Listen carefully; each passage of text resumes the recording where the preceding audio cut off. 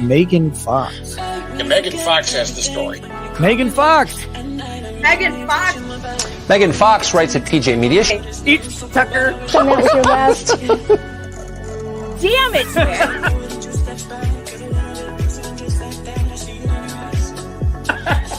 I cried for 2 days. Megan, thank you very much for that.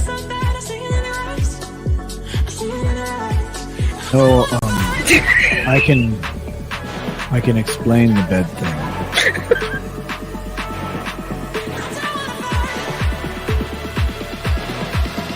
If you don't show up and vote, up your ass.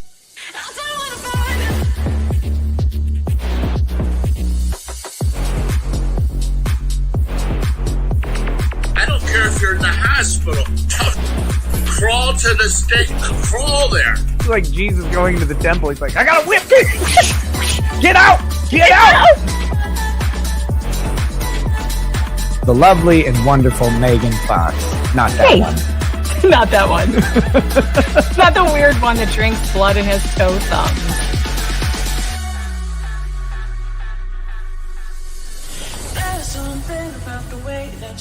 Megan Fox. Megan. And honestly, Megan, if you don't like it, I'm sorry. She's the devil.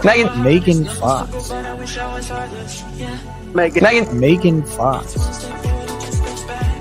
I've been very nice to you, although I could probably maybe not be based on the way you have treated me, but I wouldn't do that. You've never met a like me. You want to tangle? You want to go? Holy sh! Too much cussing on this. I guess we didn't bleep it, so we got to turn it off. But it's You pissed off the wrong woman.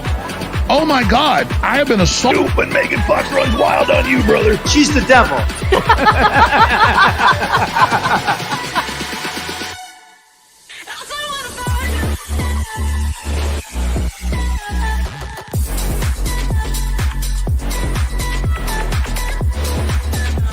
Not for publication.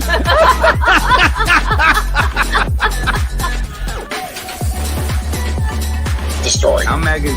Megan. Fox. Thank you. Cheers.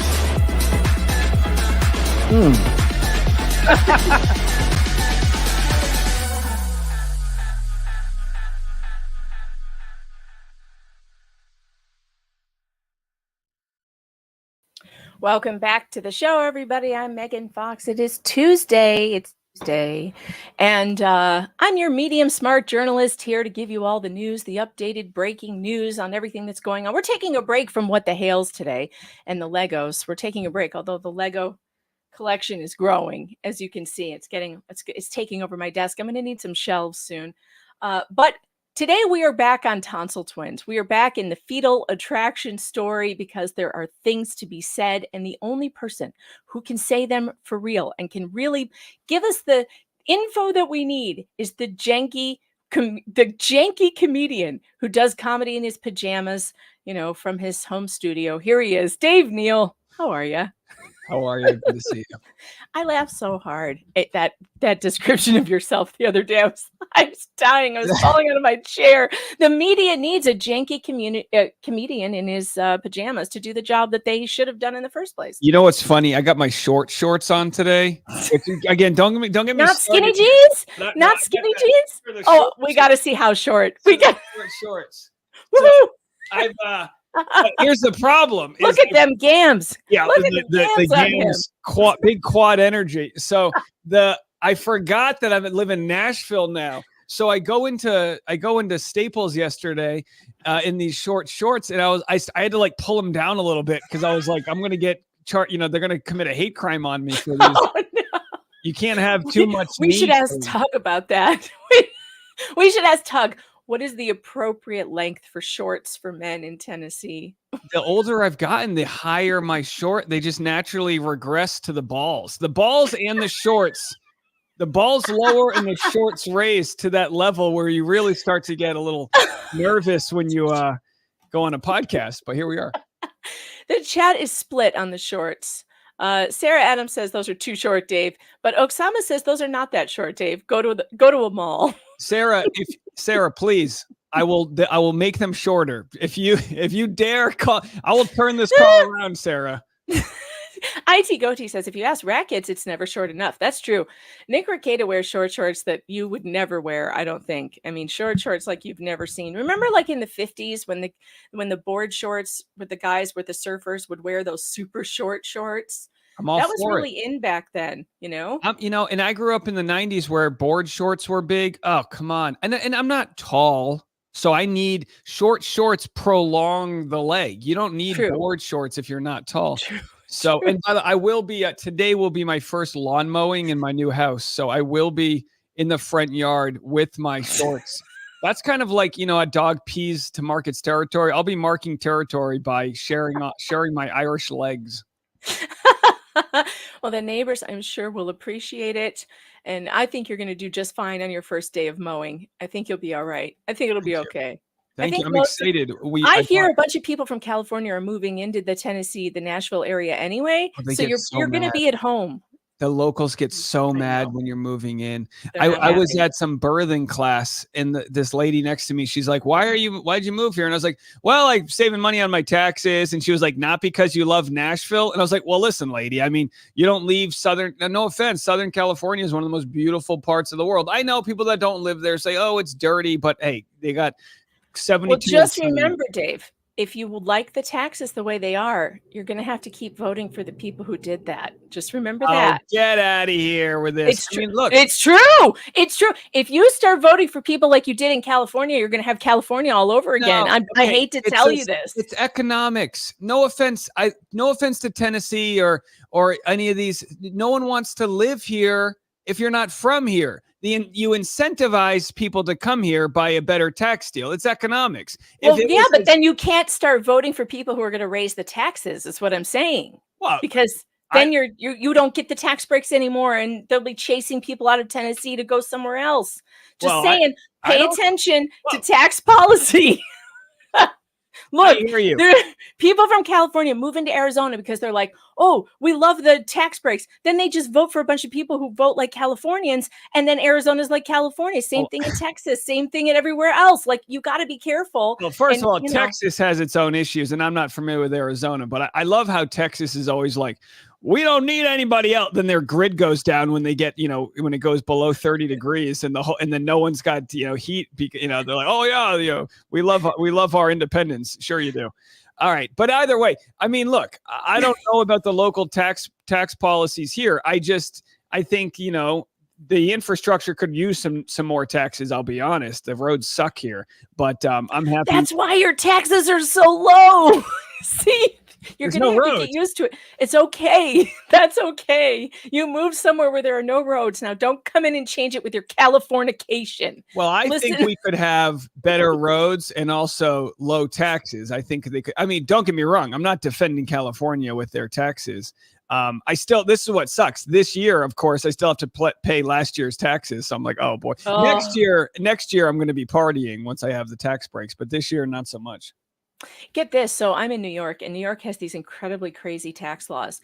So my husband's boss lives in Chicago, but she travels to New York, for work occasionally. This year, she spent one too many days in New York, and she is now having to pay New York taxes and Illinois taxes on top of it. You got to do the math. Like Dave Portnoy, founder of Barstool, he lives in Florida because he, like 181 days out of the year, but he really lives in New York City.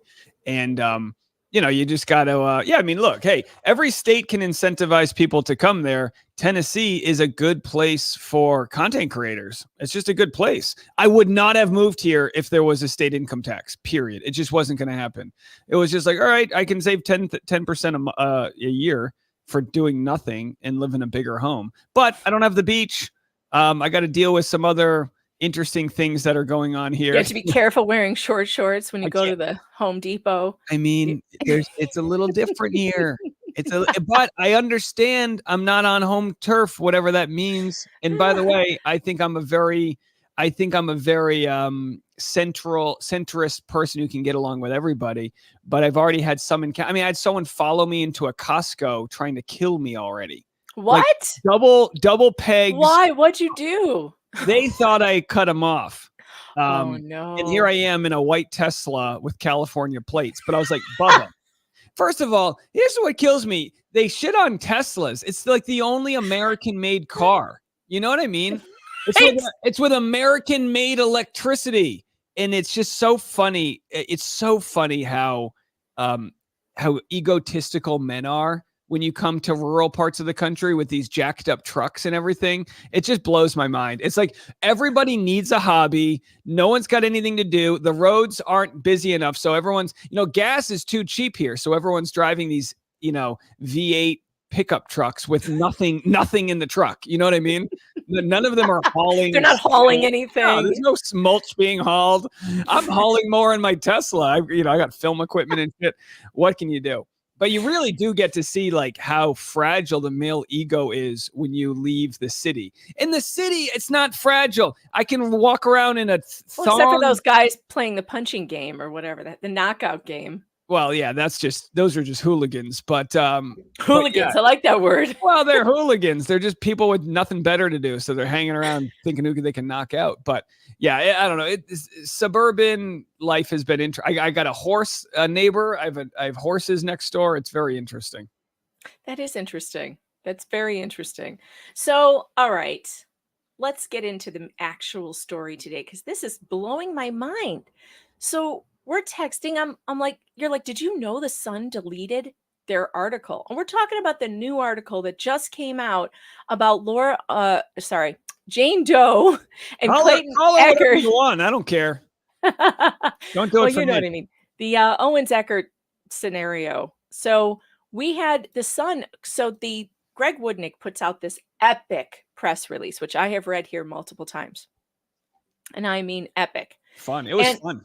Oh, it was so fun. And by the way, I heard there was a version that was funnier that didn't make the cut, which I don't know what it is. But you can imagine there's several rough drafts that don't make it out of the courtroom. So that's always fun.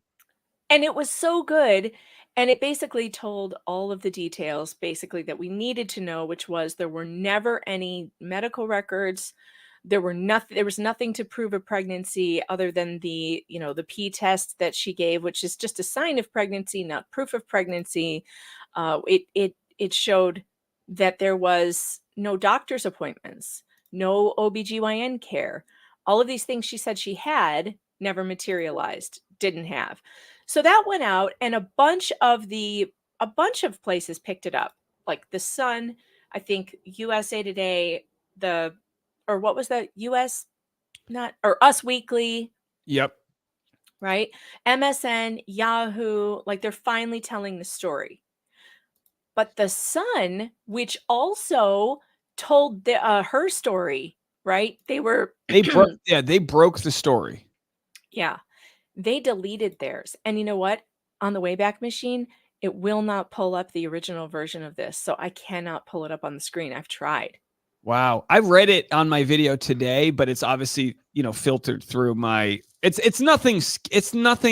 They included a lot of comments from users, encouraging Clayton to try to pursue her further and encouraging jail time. There was a lot of comments saying she should go to jail. And I don't know, like, so those are personal opinions. Do you think that's what I'm saying? Like, I don't know, but so I'm trying to think of how she's going to try to wiggle out of this. It's almost, and again, I haven't obviously seen the deposition, but it's my belief that they pinned her down to making up the ultrasound, which is, we broke the video of the ultrasound, of the 6 or 7 year ultrasound. The Flock found this video of a 6 or 7 year old ultrasound, and I used my editing software to layer them on top of each other just to show they are exactly the same. She edited parts of that ultrasound out that would have, I think, made it the genders would have been 2 boys, I believe, in the original ultrasound. She edited that information out, like it said boy A, boy B, or whatever the hell it said, because I guess she had already said it was a boy and a girl, so she needed to like take that out. And then she messed up the title. She messed up her name. it was supposed to be last name first. She messed that up. And then the time code wasn't moving. So you knew it was faulty because of those. And then she added SMIL, which is the imaging company that apparently she never used. So that's all medical fraud. It's not hers. Everything about it's not right. And yet, what is she going to, so she admits to doing that. They get her to admit to doing that. Why is she going to, what possible thing could she say that she thinks is going to get her off the hook? Because apparently she admits to it and it wasn't one of those like, okay, I confess. It was like, yeah, no, I did that. Yeah, I used Photoshop, whatever program she used. She admits to doing that. But like, why? Why? And how does she not think that that's very wrong? I don't know, but my favorite part was her response to the media that's telling the story now. Her response is, I have proof that I was pregnant. It was proven by urgent care. That's still what she's falling back on. Like, that's her response? That's insane. That's outrageous. Which, by the way, it could provide some sort of weird argument where you go, if you ever do test positive for something that does indicate pregnancy, can you then claim pregnancy for the next 9 months? What if she vomited? Well, I got morning sickness, like what, up until what point can you get away with that? My guess is about a month. If it's been a month since you test positive and you don't have any new positive tests, I don't think you can no longer claim you're positive. No, I don't think you can. I don't think you can claim you're positive. And speaking of positive and positive people all across the internet, I think their leader might be the Lorax, and he's joining us today. Hey, Megan. Hey, Dave. All the time. Oh, wow. Look who the devil brought in. Good to see you. I'm pregnant and Dave's the father. I can prove it. I got sonograms. Did my short shorts knock you up? You and John Stockton together forever, always. Classic. Is this the real Megan Fox? Because we're only 22 minutes in and you've already started talking about important things. I know. And I'm not even 20. I'm 17 minutes in. 17. I'm learning from you, Jeff, that we have to keep the bullshit to about 15 minutes. I'm trying hard. I didn't even take my pill today either. I just realized I forgot my medication. That's bad. That's going to derail. I'm going to derail in a few minutes for sure. But Jeff, did you hear about this? The Sun article? They've deleted it. What? The Sun article's gone? It's gone. Not the first one with the defamatory stuff against Clayton. No, that's still up there. And in fact, if I Google him, that's the first one that comes up right now. The Sun's what the intercourse am I going to talk about? I don't I don't know, but it's gone. They deleted their article updating that, she's a freaking liar. They're memory holing shit. See, 1984 is supposed to be a warning, not a frickin' textbook. Right? It's weird. What can you even imagine?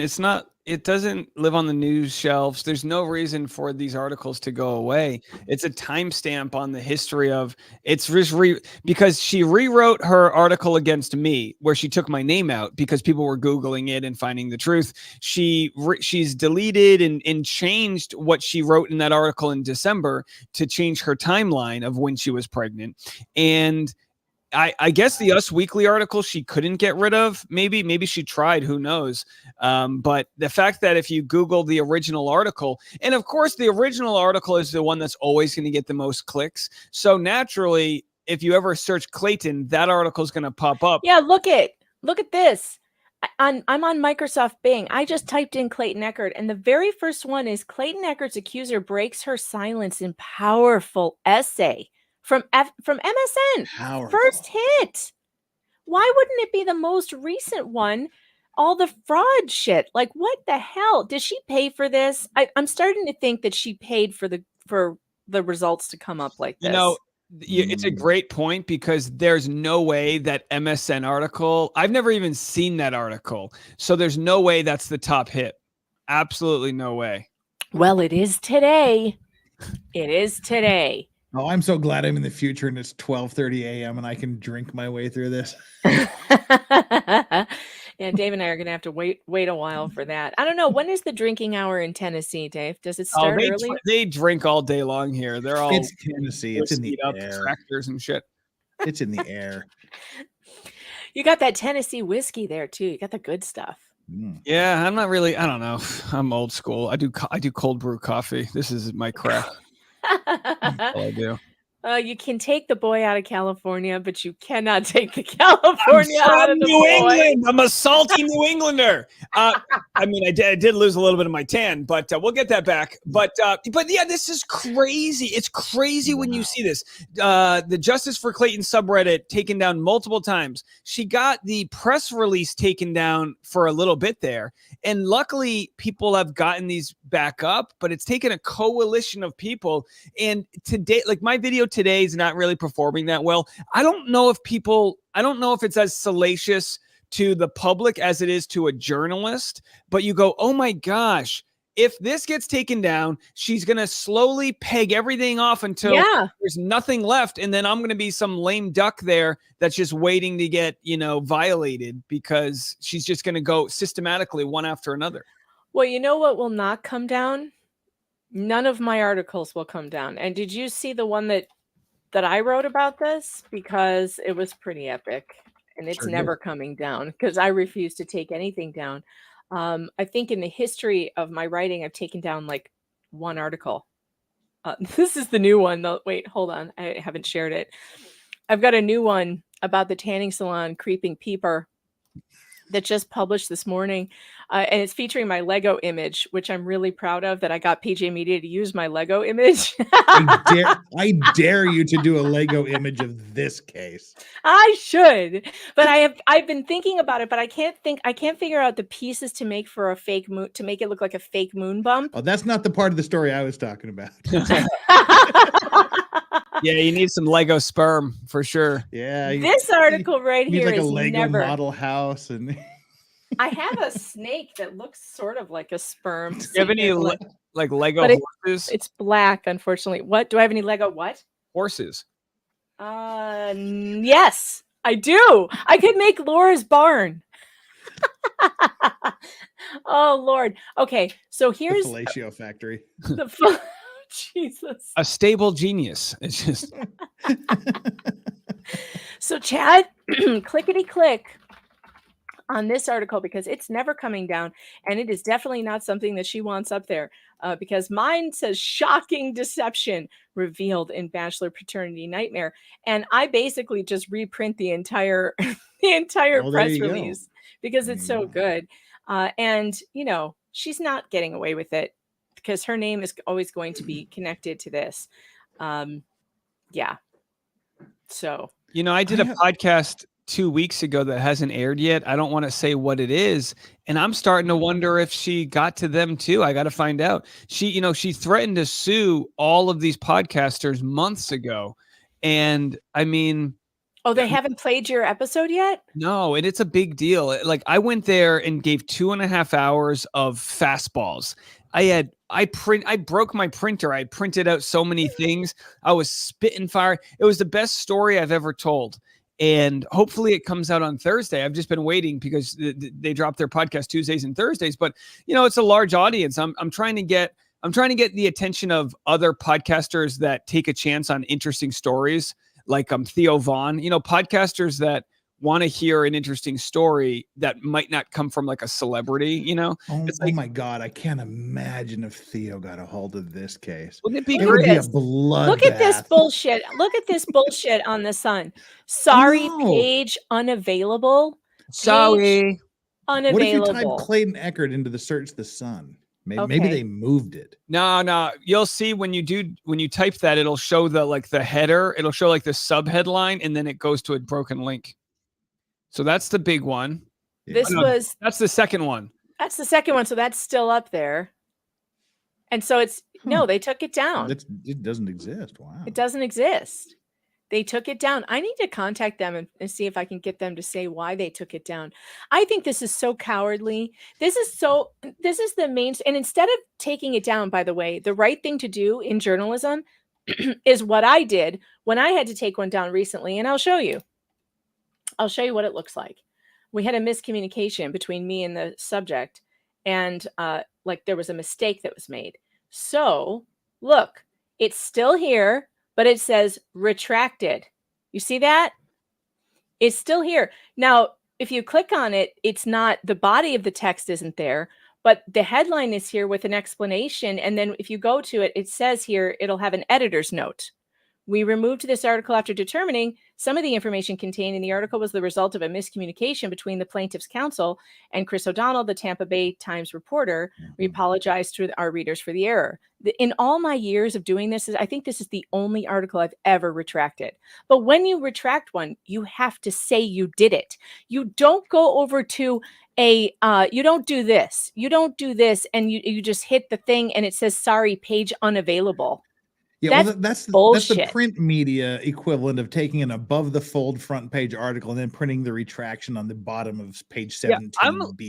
I'm looking up for, there's a term for that, like quietly deleting, where it should be, like you said, and you should alert your audience. Here's the problem, right? The newspaper, it used to be like they almost expected you to read it from front to back. So you could go see yesterday's retractions, but it doesn't work that way now. And they haven't developed new rules for how it works. Now, there's no shortage of space on the internet. So yes, they should be able to post all the updates first. What they probably did was realize the page already got the views it would get because it gets probably the most clicks in the first 48 hours.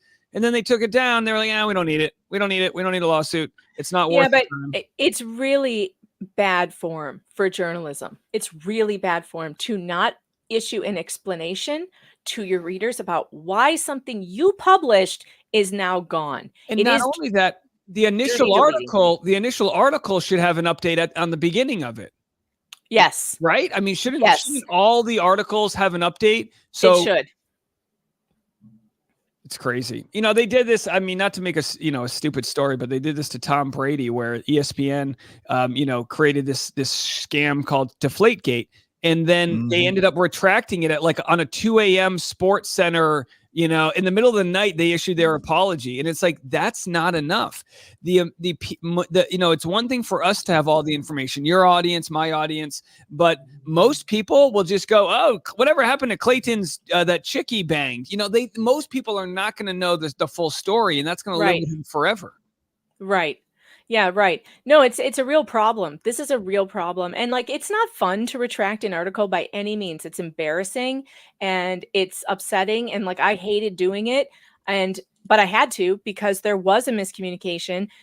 I was told something that I reported that actually ended up not being true because there was a miscommunication between the two parties. I had to.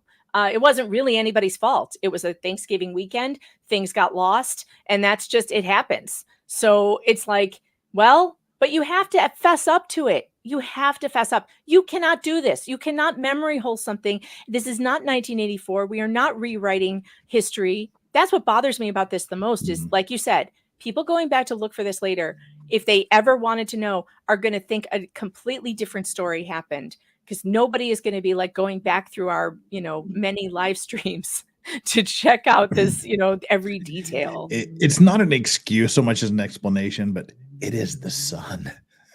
Well, true, which is a total rag, right? Yeah. I mean, this doesn't help their reputation. But that's the problem, right? Is that even though it's the Sun, it still serves the purpose of everyone else picks up on it once they share it.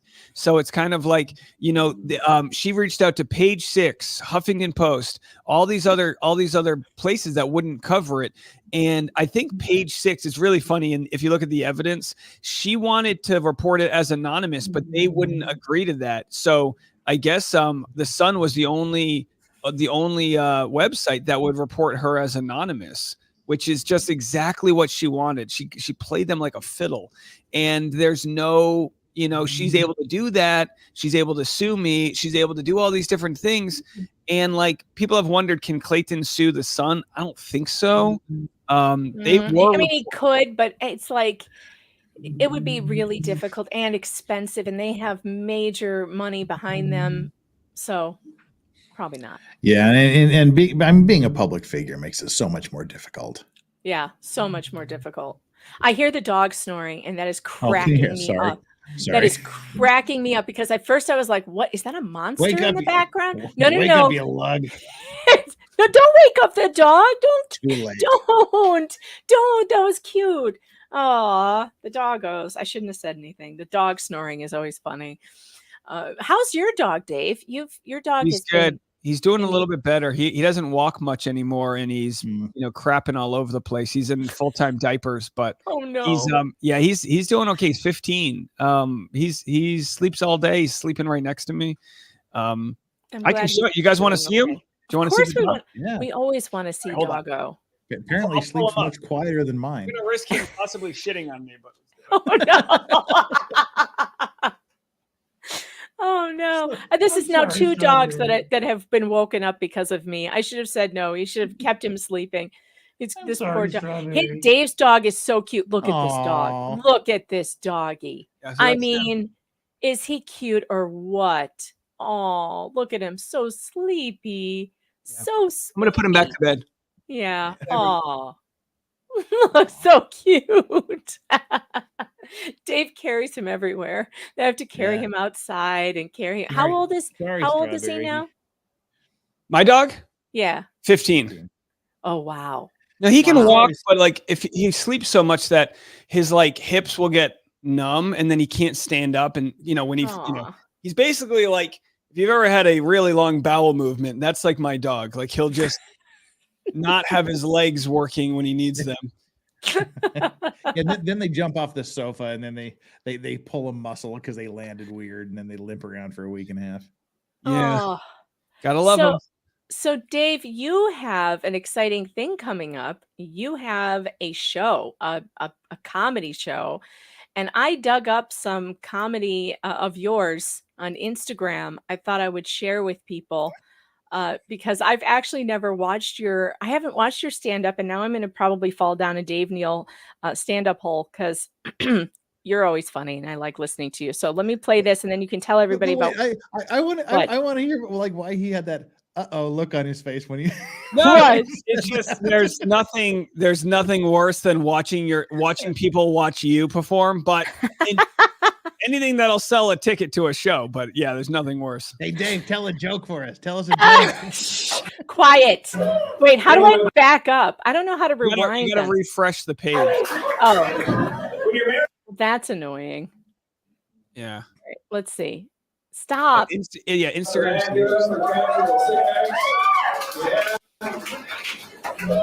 This doesn't work very well. Oh, you missed it from. Casual sex just means neither participant wants to get on top.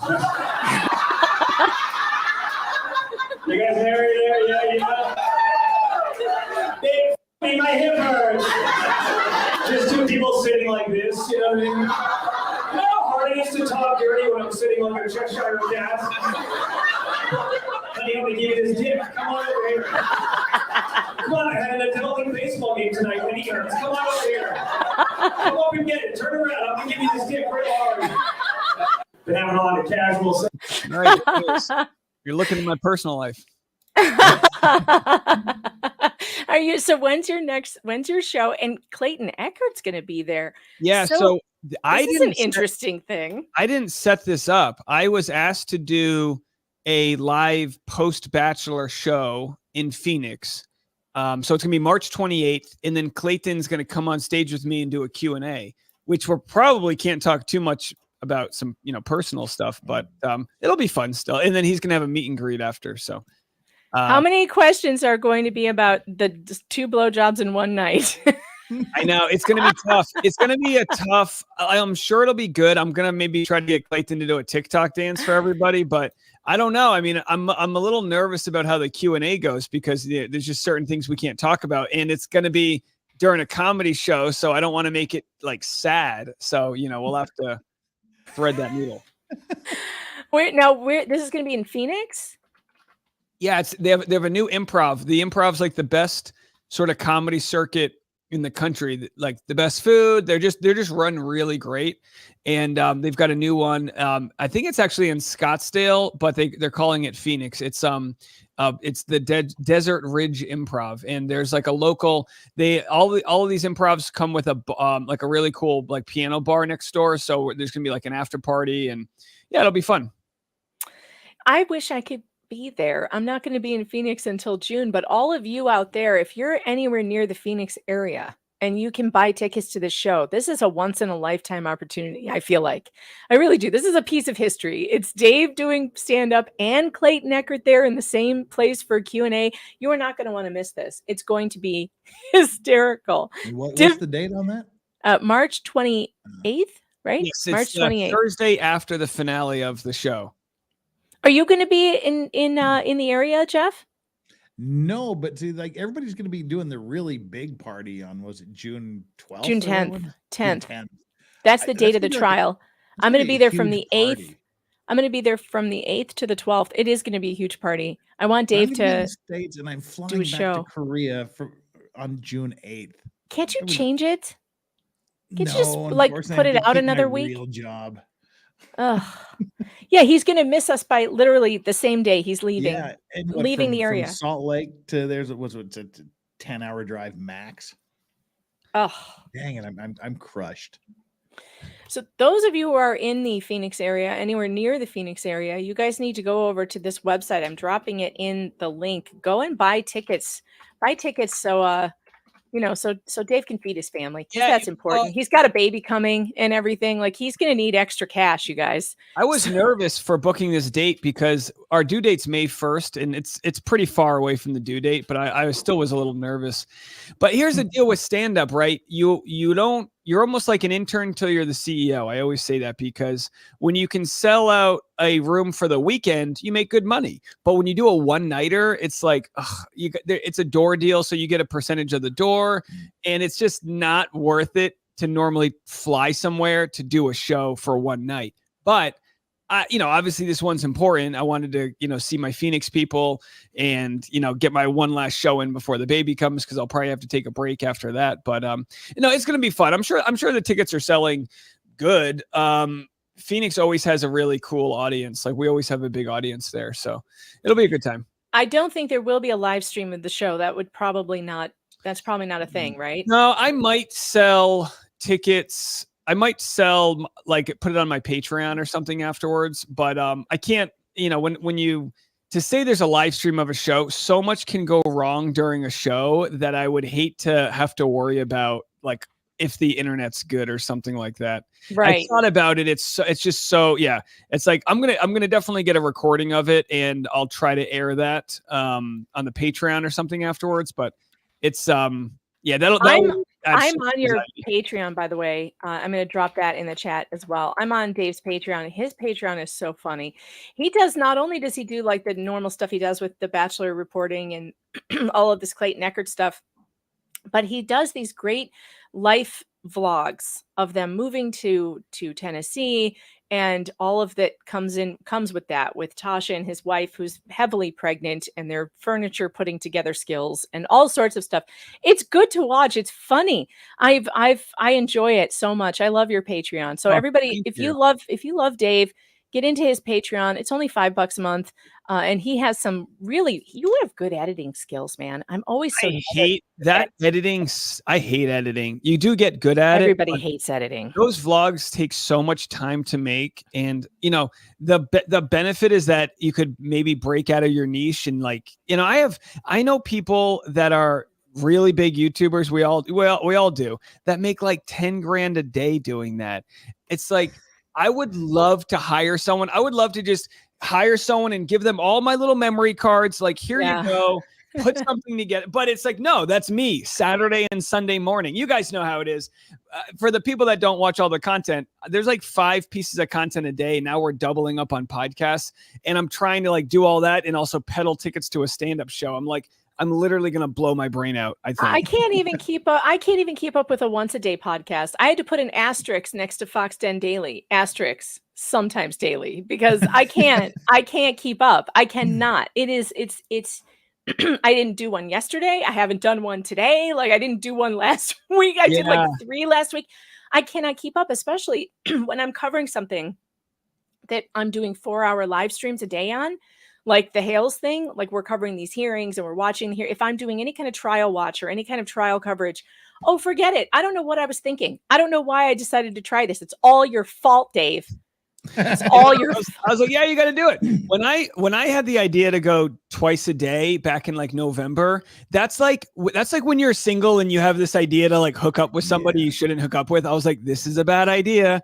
I'm gonna regret this. And sure enough, now I'm basically record my morning episode usually the night before, or always the night before, and that way I can like go to bed and know that the episode's coming up. But it's like, I'm just regurgitating and giving my opinions on all of the local gossip. So it's easy to do. The hard part is just sitting down at my desk, but I'm just making it a priority. It pays well. My family needs it. I just need to get to the point where I can hire somebody to be my content producer, because it's still a one-man shop and it's not lucrative enough to be like hiring out help at this point. Interesting. Yeah, I know how that is. I've been a one-woman show for a long time. I think Legal Vices has an editor, don't you? Oh no! I mean, I just have someone that sends me like the random clips of things I do. It's like $100 a month. Just sending like things that I don't even have time to just go, all right, I said something mildly amusing right around this point. Go check it out. I don't even have that time, because I work 10, 12 hours a day anyway. Then I come home, take a couple hour break. Then I do a 2-hour stream. And then I've been doing this Hannah Gutierrez rust shooting thing all night long, getting 2 hours sleep. And I haven't even had time to, I've apparently missed a huge amount of information in this situation that I'm trying to catch. Right. You can't keep up. Sorry, IT Goatee is in the chat. He's like, yeah, he's not. No, I'm not a one-woman show. I'm sorry. That's true. Brad is on call with my tech problems, and he's always on it. You don't have like a show support. You just have like right. I have tech support. On the air support. I have help me stay on the air support. Yeah. By the way, like I can complain all day, but the people that really get robbed are the ones that are on a podcast network, and the podcast network makes all the money. Like this is the way to do it, going straight to your audience and all that.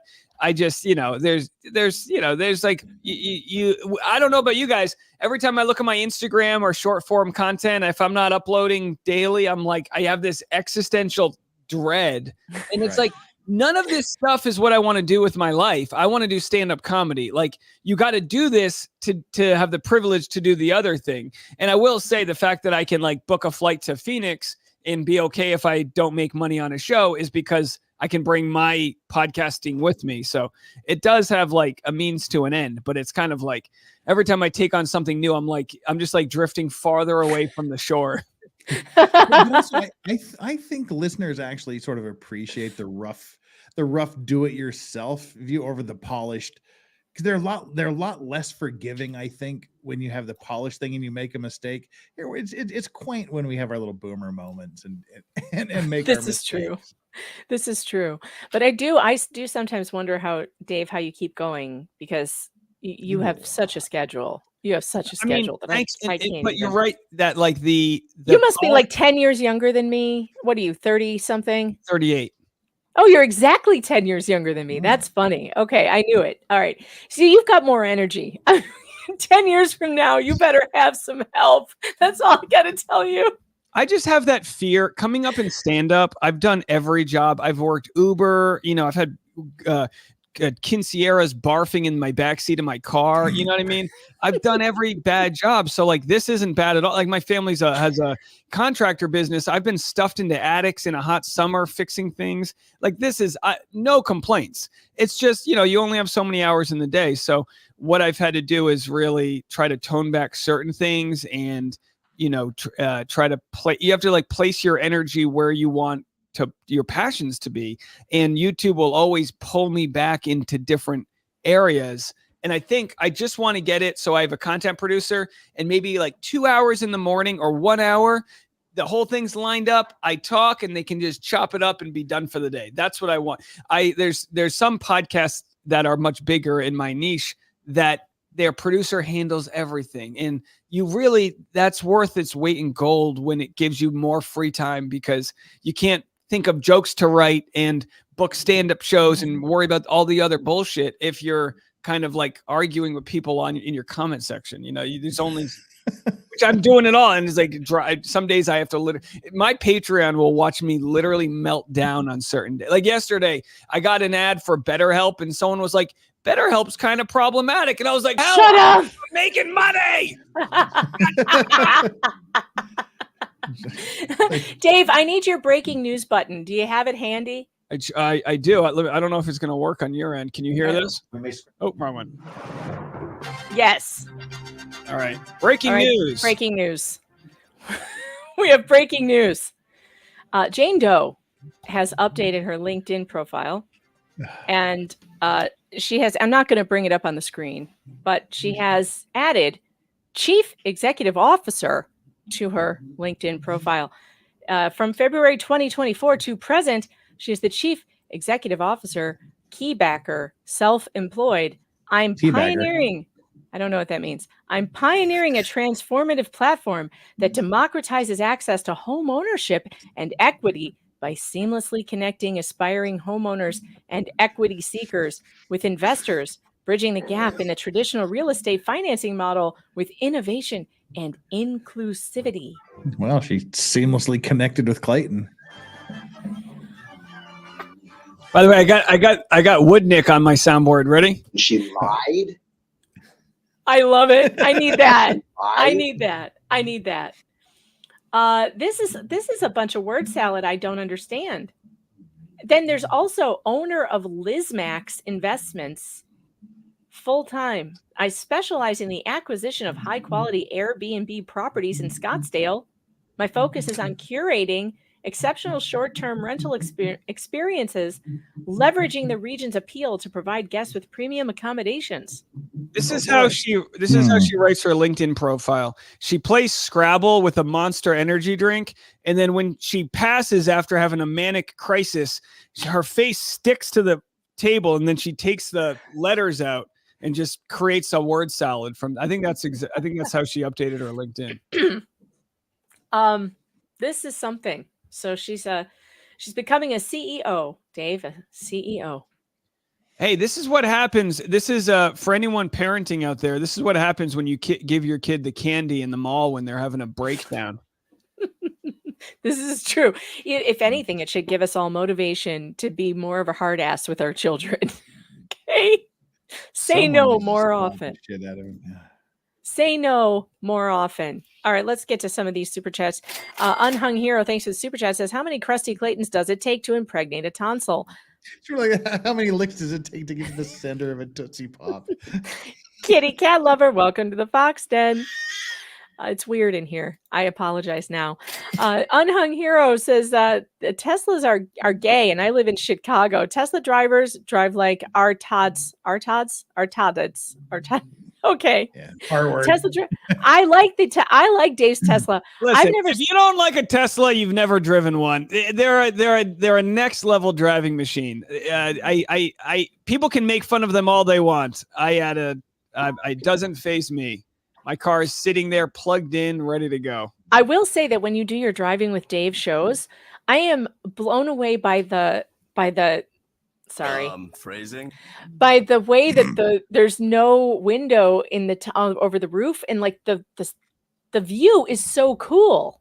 Like you've got like windows everywhere instead of like a solid roof, and it just looks so cool the way you're videotaping it. I've never seen a car like that. Oh yeah, no, it's good acoustics, good lighting. I mean, when I said, I was never going to buy a Tesla. I've only driven old Toyotas my whole life, and I've never had a car payment or any of that. And then I literally got in a Tesla to like do a test drive, and I was like, oh boy, this is going to be a problem.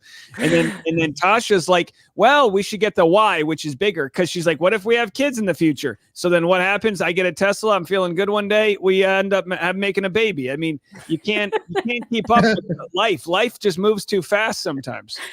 It sure does. And Juliet Morgan, thanks for the super chat, says, why are these women not being held accountable for this behavior? Well, it remains to be seen. The judge in this case may hold her responsible and accountable after all. She will. I think it's very likely she's going to have to pay attorney's fees. And I think it's pretty likely she might face some kind of contempt or sanctions for fraud on the court, because I think they've proven that. So you guys know more about the law than I do. What happens when she says she doesn't have the money? Because she threatened him by saying, "I've got unlimited resources. I've got enough money." Even when she sued, I don't know if you remember or covered this. She said, "I've got $100,000 that'll prove to you I'm pregnant." So she says she has the money. Can she go back on that? Because I don't think she's going to pay if she can get away with it. That's a lot of the problem. She has access to the money, presumably her parents' money. But if you get a judgment against someone, you can only go after their own personal assets. You couldn't go after her parents for a judgment against her. But she's probably got intercourse all in her own name. It's blood from a turnip. She doesn't have anything legally in her own name. We're an hour in. I think you can say fuck all at this point. Okay. But would they be able to take her wages from all of her future podcasting? Not that she's making any money, but it would at least garnishments. What would they be able to take from her if they win? Yeah, I mean, they have asset hearings where you basically have to. It's sort of like if you declare bankruptcy, you've got to go and you have to reveal every single asset you have. They'll have to do something similar to that, like an asset hearing, where here's what I have. Then they determine what gets garnished, what you can attach, what you can sell, and things like that. But again, if she's probably all in her parents' name. She probably has not much in her own. Well, maybe not. She might have a trust fund. Could be. And how much of that does she get when you hate to be like dark, but her dad's, been sick for a long time.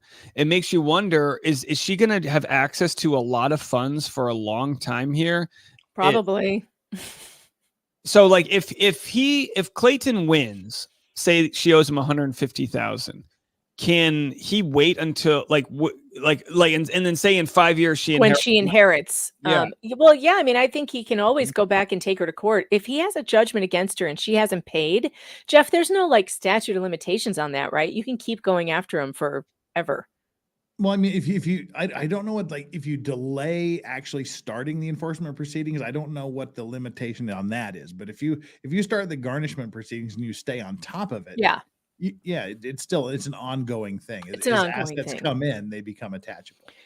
And I'm sure that Greg will, advise him on that. And it's also interesting to think about whether or not her parents can be brought into a lawsuit, a different suit, based on, the actions that perhaps her mother has taken. We've heard her mother involved in this. I don't know. That's something that lawyers have to look at. But that would be one way to go for it too. MG Law in the house. How are you? Good to see you in the chat. There was a question in the super chats. Let's see. Oh, this one was funny. Petey Warren says, Megan, I live in Tennessee on men just above the knees. Just above the knees, Dave. You're going to have to. I'm giving you extra credit. Then we're going. Well, I got 8 inches above the knees. Connie B, thanks to the super chat. Lego O-Face hard to find. They want me to make a Lego storyboard for Clayton and Jane Doe. I don't think I can do it. I can't violate my son's Legos like that. Biker dude. Oh, sorry. Oh, I forgot that this one. Would the Wayback Machine have the page cached? I checked. I couldn't find it. They did not. It didn't make a copy of it.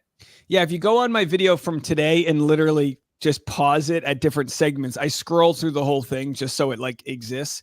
But it's more the symbol of anything that the son got rid of it. I don't know. It's wild to me. It's wild to me watching this go down, because I don't know if you covered obviously her extortion attempt. What can happen legally? Does the DA have to come after her? What can happen with that extortion attempt?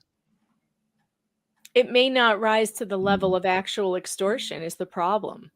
I mean, Greg used the word extortion, and it certainly looks like extortion to lay people. It certainly looks that way to us.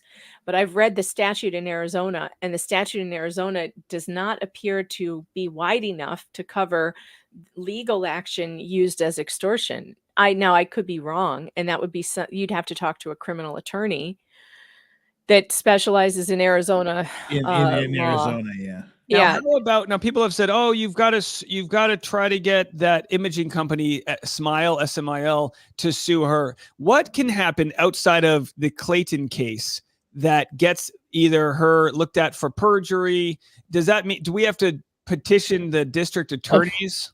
No one ever gets held accountable for perjury. I'm sorry, you poor Yeah, sweet that's summer that's child. that's absolutely almost And we never, like, I mean, ever aren't these prosecutors elected officials? Can't we like get at least enough attention for them to address that she's lying under oath? They're more concerned with murders and violent Yeah. crimes than some TV celebrity caught up in some drama, internet as they see it, internet drama. It's hard to get them to do anything. You would really have to have a prosecuting attorney who got personally wounded by this to be upsetting. And it's possible that if all of her victims came together to the prosecutor's office, like maybe if they went together and they were like, look, if something isn't done, this person is going to continue to do this over and over and over again to more and more people in your state. Maybe you should put a stop to it. Maybe it would have more impact if there were 5, 6, 7 guys standing in front of the prosecutor, if they could get an appointment. I don't know. But no, it's very, very hard to get anybody attached to perjury. Well, I mean, more than that, I mean, it's a problem with the legal system in and of itself. You have to get someone interested in your case to begin with. You have to convince them that whatever you have is more important than whatever else they're looking at.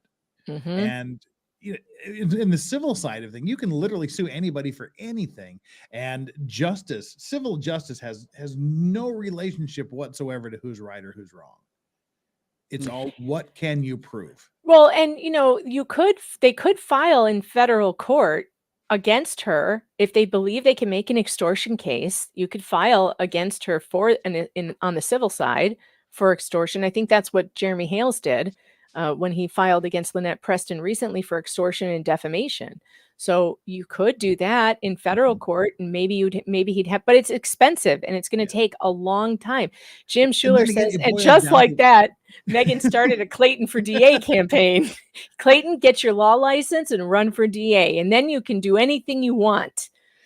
I know that, as I was saying, that's one of the problems I have as a lawyer is telling clients, like, I agree, you are 100% right, but can you prove it in court? Just because you're right doesn't mean you're going to win. It's what you can prove, what evidence you have to support your righteous claim. And if you don't have that hard evidence, of course, he has a lot of evidence. I mean, he has a lot. I would say, I mean, if I'm looking at this, I think this one has legs. But again, it's going to be, I think he's got a good shot at it. But I think that it's going to be years. It's going to be hundreds of thousands of dollars. Yeah, and does he want to invest that, or does he just want to go on with his life? Well, but then you have Woodnick, who you wonder, is this like a legacy kind of project for him, where he knows he's not going to make his money back, but he can, write some losses to cover this because it's like his big dick swinging moment in town. That's probably your best hope.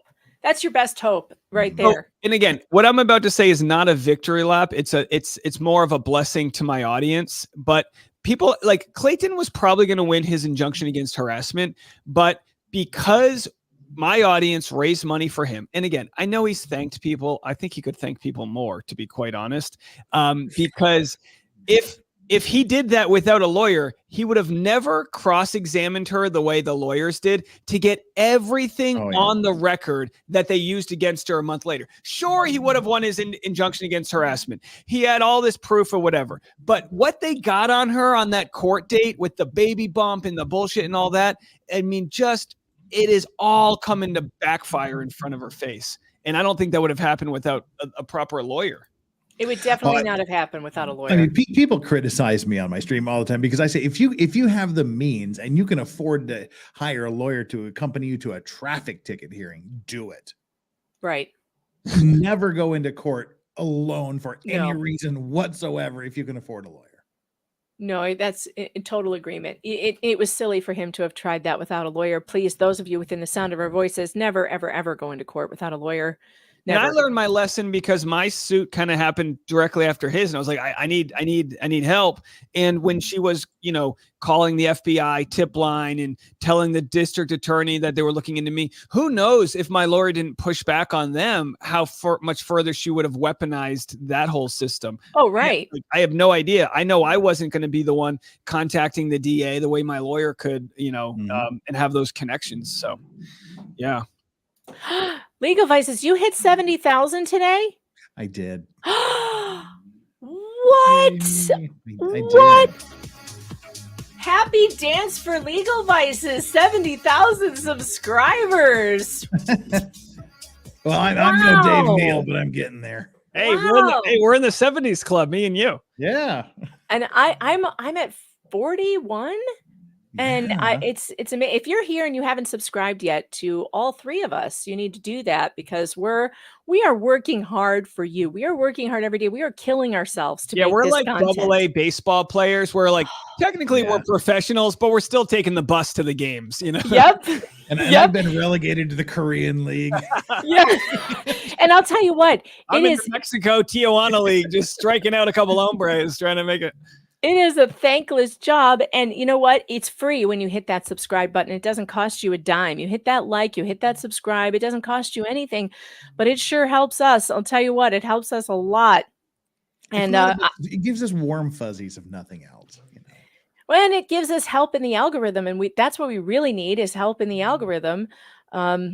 And is the chat moving too fast, you guys? Okay, I will slow it down. I will do that for you because my channel is still small enough that I listen to the chat. I hear the chat. I see the chat. That is something you're not going to get in many places where the chats are just like Nick Vile's podcast. He's not paying attention to the chat. That guy has producers paying attenon maybe to the chat. So far above the chat. So far above the chat. Disgusted with talking to his audience. He can't even say Dave Neal's name. It's not a poorly named individual. I know. He's got a really that the universe knew what it was doing when they gave that dude a name. It's pretty vile over there. And look, I don't even have to have listened to his podcast many times without figuring out that dude's kind of a douchebag. And I'm not afraid to say it. And I think people who get handed huge podcasts for just being on a Bachelor show are, shitty. Yeah. I don't think he did too much work to get there, is what I'm saying. Well, I mean, we're all working hard. I'm sure he's working hard to show up and sit on the couch and read the script that he's handed. Yes, just so hard, Dave. Working hard doesn't mean working in his papers. It doesn't mean you're skilled. It just means you're working hard. Well, I come from, like with the comedy world, we're all blood-sucking leeches trying to make it, living out of the back of our, Ford Fiesta.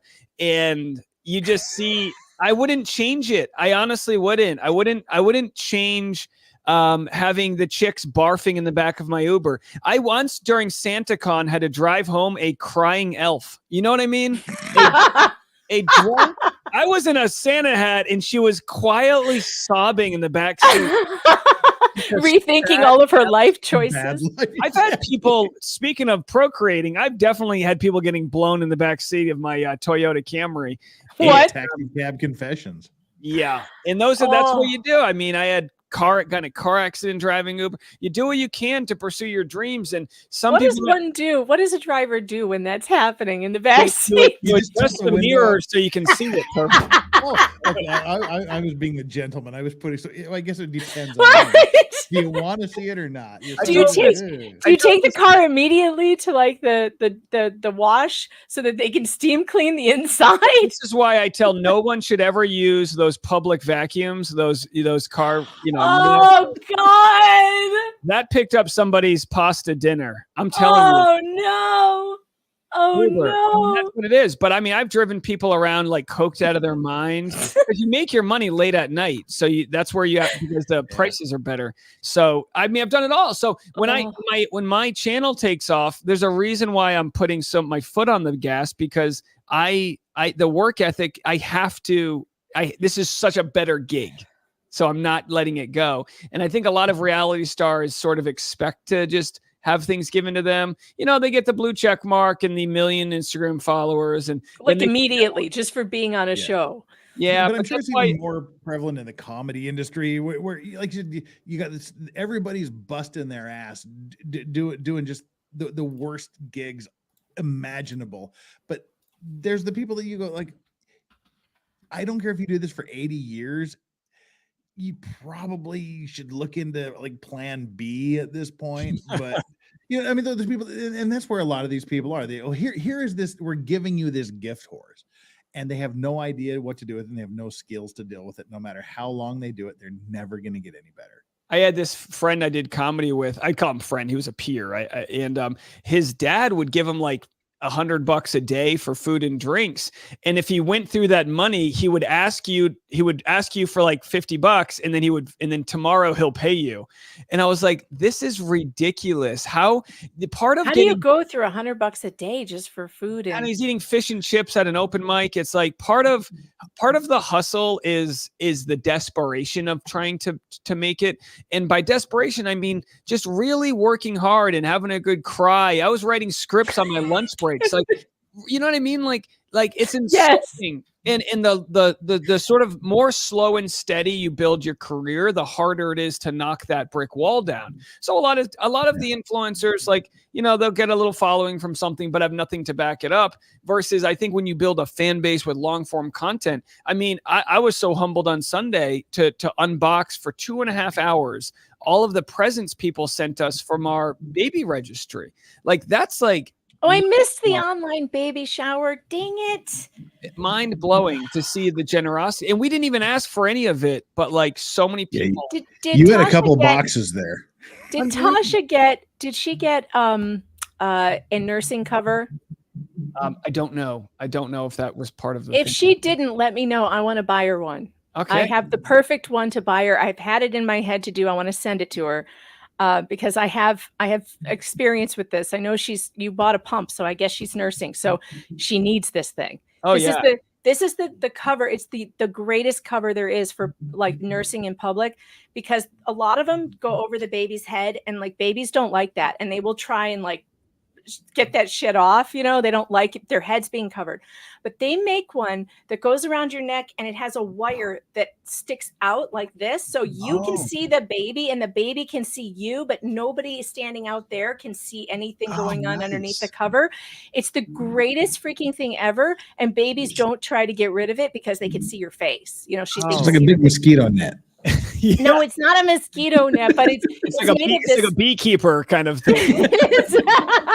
It's made of this really light, breathable fabric, and it's the greatest thing. Once I found it, I had no more problems nursing in public with the kids throwing the thing off their head, because babies don't like to be covered at all. They don't like that. By the way, I'm a big advocate for nursing in public, and me too. I get so mad when people, and it seems to be only women. I haven't met any men who have a problem with it.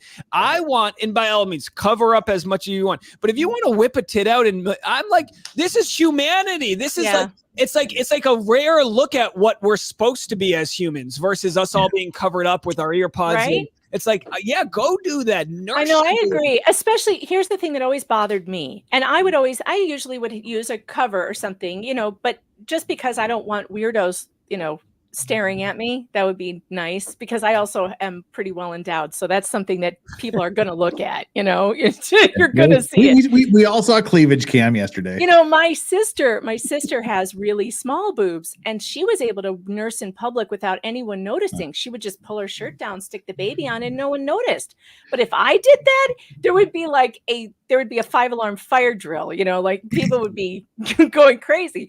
So I would use the cover. But I remember I was at the aquarium of all places in Chicago, which is filled with children and parents. If all the places to nurse, this would be a place you would think no one would have a problem with this. I was with my husband. We had a brand new baby. I think she was 3 months old. And it was time for her to eat. So I sit down on a bench in front of this beautiful fish tank, and I've got a cover on, and I'm nursing her. I'm just sitting there. These two, and my husband's standing in front of me on one side and the stroller's on the other. So literally I'm blocked from 2 angles. And these 2 old guys sitting next to me on the other side of the stroller, I hear them start talking about, don't they have a bathroom here she could go do that in? Do you want to eat your sandwich in a public toilet? Do you? Would you? Watching my wife nurse, and I'm just going to be looking for people to be like, fuck you. Fuck you. Yeah. We're having breakfast, bitch.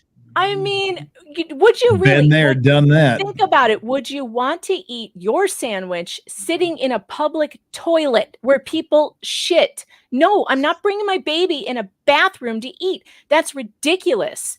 Yeah, I'll go in there to change a diaper, but I am not going in there to feed my baby. I'm going to make such a big scene. Yeah. I mean, look, first of all, breast milk. The more I've learned, like, so you produce colostrum, which now they're saying is like antibiotics for your baby. Yeah. Oh yeah, liquid gold we call it. Yeah, based on the baby's salivary input, it'll change the formula. Yep. This is rocket science, guys. It is. Why are we shaming this? The whole world should be breastfeeding. We should be knowing all about this. It's true. Yeah, No, it's just true. Arm yourself with any variation of the look, dude. If you're finding this weirdly sexually arousing, I have far more concerns about you than a woman that's doing this. Yes. Yeah. And I have never seen in my entire life a woman being exhibitionist in any way while nursing a baby. I've never seen that in my entire life. I've seen a lot of women nurse babies in public. I've never seen one of them trying to attract attention to herself, nothing. And the same people who get pissed off about nursing in public don't have any problem with those giant Victoria's Secret ads with boobies up to here all over the place. The boobs are fine for them as long as they're in Victoria's Secret ads. But if you use a boob to feed a baby, suddenly everyone goes nuts. So Yeah, I mean, look, if your They're baby walking through the Vatican, the Sistine Chapel. Why do we got to see Why do we got to see Adam's junk on the ceiling? Then cover it up. Get a fig leaf. I'm gonna have my short shorts walking around my wife to distract the people. Nothing to see here. Here we are. Just make sure they're tight enough we can see what religion you are. Yeah. And babies deserve to be out in public too. That's the other thing that bothers me about this whole, mindset is that babies are people too. They deserve to be at restaurants. They deserve to be out in public. Don't let anybody tell you don't take your kid out to eat. We took our babies to restaurants from the time they were little tiny, just weeks old, all the way through. And my kids never misbehaved in restaurants because they were used to being there. You can't expect a kid to behave in a restaurant if you've never taken them to one and suddenly you take them there at 3 and they don't know how to behave. Well, clearly they're not gonna. You got it. Babies need to be in public all the time, on airplanes, in restaurants, and everybody needs to get fucking used to it because this is the world. We're all humans and we all start out as babies, and you cannot relegate babies someplace else. If you want that, go to an adults only establishment and you'll have the what you want. But, yeah, and if you don't treat your babies right, they might become YouTubers. So you just be careful. Yeah. But if your child is misbehaving, do something about it, or at least try to do something about it. Oh yeah. I'll tell you, Dave, the one thing that's the best thing that's gonna come, one of the best things that can come out of this child is at some point, screaming babies on airplanes are gonna stop annoying you. No, honestly, I've been there. That stuff doesn't bother me. Actually, our flight to the Maldives, our 16-hour flight, had a newborn right next to us. It doesn't bother me. I get anxious for the parents because I know it bothers other people. They try their best. They the only thing that bothers me is a negligent parent, because that's like that's like an asshole dog. It's because the dog's parent stunk. So that bothers me. But no, I mean, we'll try our best. And eye contact is going to be so important, making sure our babies are, I feel like a lot of information is transferred when you make eye contact. Oh, absolutely. And I think a lot of times, and I know, I think a lot of people are just scrolling through their phone maybe while they're breastfeeding or whatever. And I think that's probably something we should worry about, not for you, but so like your baby can see you. So I'm going to be just like, I'm just excited to, I don't know, try to do it our way. But like I've always said, I'll find a way to mess my baby up one way or another. Yeah, that just happens. You'll be shocked at the things that you think later on, like, oh God, they're going to go to therapy for that for sure. You'll be shocked at the things that you do. Really? Yeah, no, and we were always getting compliments, the ex and me with my sons. Like, how does your baby stay so quiet on this, 18-hour international flight?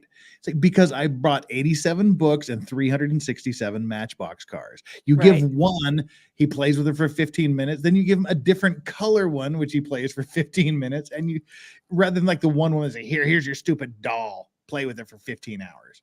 Yeah, you have to be prepared. Also, I was on a flight to Hawaii by myself with my oldest daughter when she was 3 months old, and that was really tough. It was a Chicago to Hawaii flight. So that's like, I don't know, 10 hours or something. It's a long flight.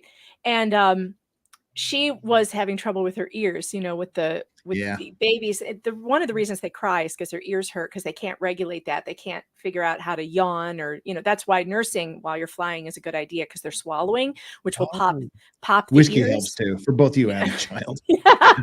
And so she was having trouble with her ears, and she was really good. And then she started to get fussy, and I couldn't calm her down. And this man, who was obviously a father, walks over to me and says, "Hey, can I walk with her for a little while?" And and I'm like, "Yeah." And he takes her from me, and he starts walking, and she immediately calms down because she missed her dad. I mean, a man with a baby, like, sometimes that is all it takes, is for a man to pick up a baby and start talking to him. And man, she fell right asleep. And this man was so sweet.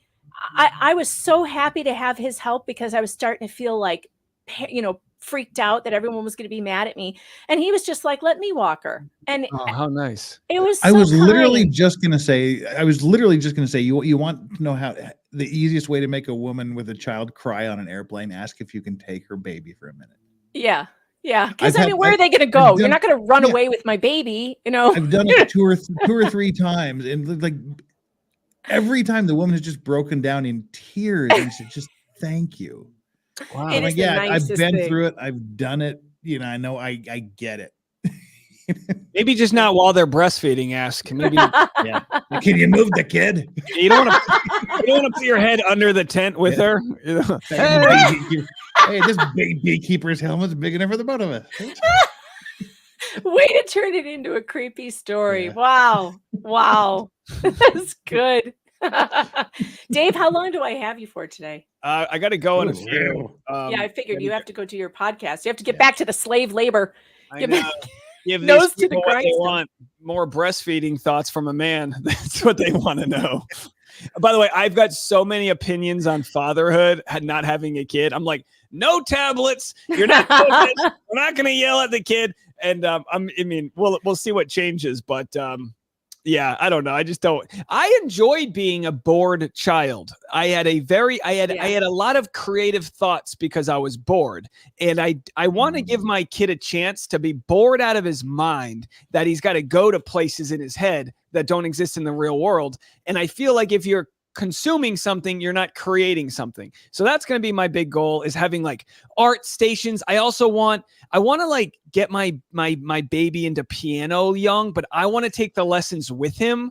I want to like learn with my kid new things. I don't know. I'm so excited. I'm so excited to try. I'm so excited for you. Yeah, it's gonna be fun. It is going to be fun. First babies are unbelievable. And I was just like you with my first. And by the time the third came around, I was like, "Here, kid, have a tablet." I was like, "Man, the first is great, but I think I'm done." And she is by far, well, she and the second one, because they came kind of close together, and they were, I was still in that young mom with a lot of energy stage. They're both really, really artistic. My son, on the other hand, refuses to paint with me because he says he can't do it. And every time he breaks down into tears, and I've just like, I don't know what to do with this kid.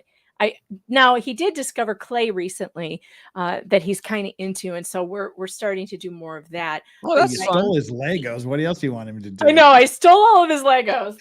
Man, Legos are so big. Were so big for me as a kid. But yeah, they might see art in a different way. It might be through writing or creating, and I just want to whatever makes my kids' eyes light up. I just want to give them the resources to do that. Well, unfortunately, for my son, that's video games. And I'm like, what can I make you do other than video games? It's the new generation, man. God, it's awful. It's awful. And here's the thing. When sports season is in, thank God he loves sports. And so we're out at the baseball field and he's playing. In fact, one day I'll never forget, it was the greatest thing ever. He's out there in the field, and he's, playing ball, and it was a beautiful day. And afterwards he goes, "What a great day, Mom. What a great day. I was out there in the field and I was just thinking, man, I love the world." It's just so cute. Like, he's like, "I love the wind and the sky and the sun and baseball." And I mean, it was just so sweet.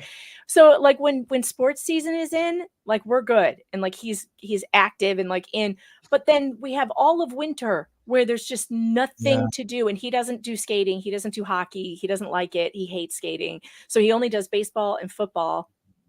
And those are both, summer and fall sports. And then there's just nothing.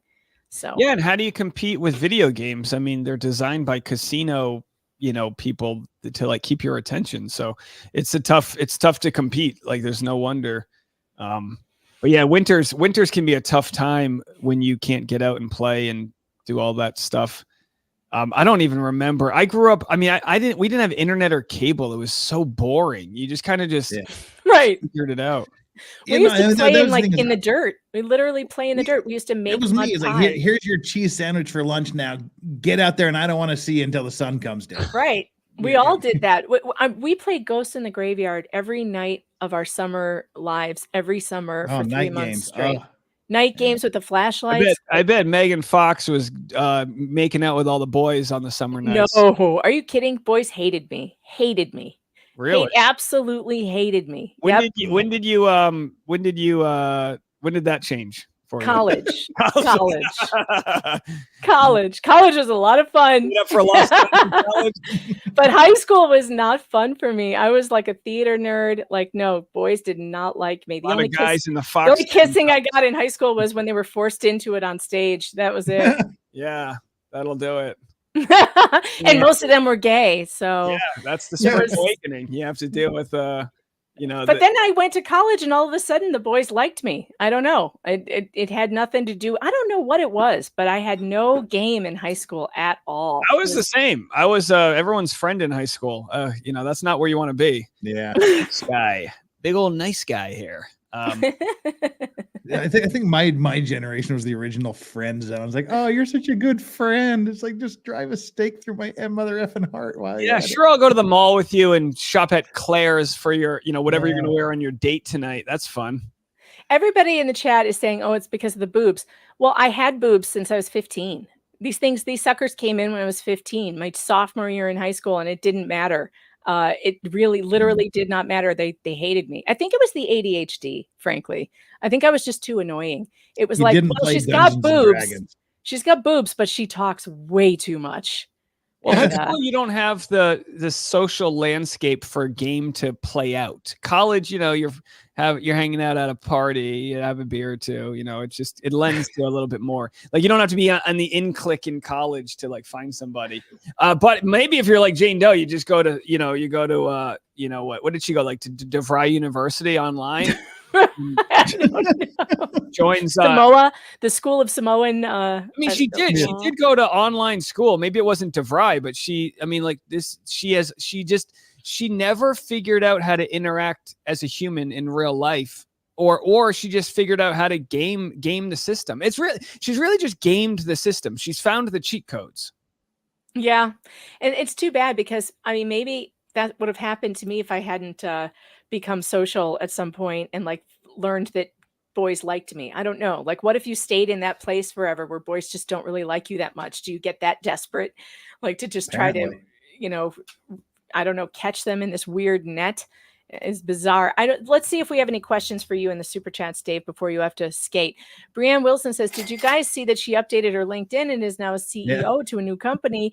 Her LinkedIn is fun reading. Yeah, we did that. Thank you for the tip, by the way. Jinx Clemens says, do we know if Jane Doe trial will be streamed in June? I don't think it will be live streamed. However, it will be on the internet because I have heard that a Recovery Addict is going to be there too, and he already got press access. So nice. And I'm going to be live streaming from outside the courthouse. So anyone's welcome. May, you want to come by? I'm sure a lot of you guys will be in the courtroom, but come by before, after. We're just going to make a party out of it. I'm so sad that I'm leaving before this. I'm so sad too. Sarah Adams, thanks to the super chat, says, how are you going to lie to Dave? You are 47. Well, that's true, but I'm going to be 48 on April 15th. So I feel like it's already there. Like, I'm already there. I'm turning 48. Sorry. All right. I lied a little. We're 9 years apart. All right. Brianne Wilson, thanks for the super chat, says, read her podcast description. It's too long. I couldn't get into it. It's just way too long. Thanks for the super sticker. Natalie, appreciate you. Natalie, again, thanks for the super chat, says, can we raise money for Clayton if she doesn't pay? Well, sure, anybody can do that, but we'll see. But can I Denise, ask you one more question? Because Yeah. you guys are my most legal minded friends here. What? Okay, so she tried the extortion. That's not going to happen. She desperately is not going to want this deposition tape to come out, which only comes out if this goes to trial. What do you think she's going to do to stop this from going to trial? I don't think there's anything she can do. The only thing because she can there's do no way- is pay some sort of settlement. Pay for a settlement. And I don't think anything short of like big money, like $500,000. I don't think anything short. I wouldn't settle for less than $1 million or more. And even so, I don't think I would settle, because it's not about the money. It is about the truth. And the truth has to come out. Admission. And that he needs that deposition. He needs it. Clayton, you listen to me. Don't you take anything for that. Don't take anything for not releasing that deposition. That deposition has to come out. And not just because I'm going to make $1 million on it, but because you need it. You need the public. You need it for the Sun. You need it for these people who just refuse to believe that this is as bad as it really is. And we need content. I'm not gonna lie, the content is I'm salivating. Hold of that deposition thumbnail, just like that image, that just like I can just imagine it now, her kind of just like that. You can see negative energy when you look at it. Like you can see in people's faces the way the muscles kind of go when you're not like a loving person. And there is just a lot of like just wicked witch. There's a lot of wicked witch energy coming from her. And with my case, what was so funny is she wanted to settle with me. Her lawyers asked me like, what's it going to take to get your videos to go away? And I'm like, first of all, she's the one who sued me for harassment. Why is she trying to settle with me? And I was honestly in the same boat. I was like, look, anything short of $1 million doesn't move the needle on me, because it's not about the money, and I'm not going to take all my content down. I'm not going to because of course any settlement would come with like an NDA not to talk about things. And it's like the truth is worth way more than whatever monetary amount she could pay. And I don't think she understands that, because I think she's used to very transactional things. And I don't think she understands it's like, you can't buy your way out of this. Well, and I think that that's what Clayton needs to hang on to, is that it's not worth any amount of money. I know that he's put out a lot of expense, but it's worth it to bring the truth to the forefront. And that deposition needs to be seen and preserved forever on the internet. And we will help him do that. We will be happy to help him do that. Denise, thank you for the super chat. Says it's great to see all three of you together. Appreciate you supporting Dave Neal. He's the real deal. He is. I have to give a shout out to Denise. She lives in Chicago, and she just lost her job, got rehired, and then 2 days later they laid off the whole squad. If anybody, and I'm going to talk about this on my channel, if anyone works in accounting or has any sort of administrative accounting jobs in Chicago, Denise, she's my philanthropy chair. She covers all of our philanthropy. So reach out to me. What about suburbs? Because I do know someone who's an accountant at a very big firm in the suburbs.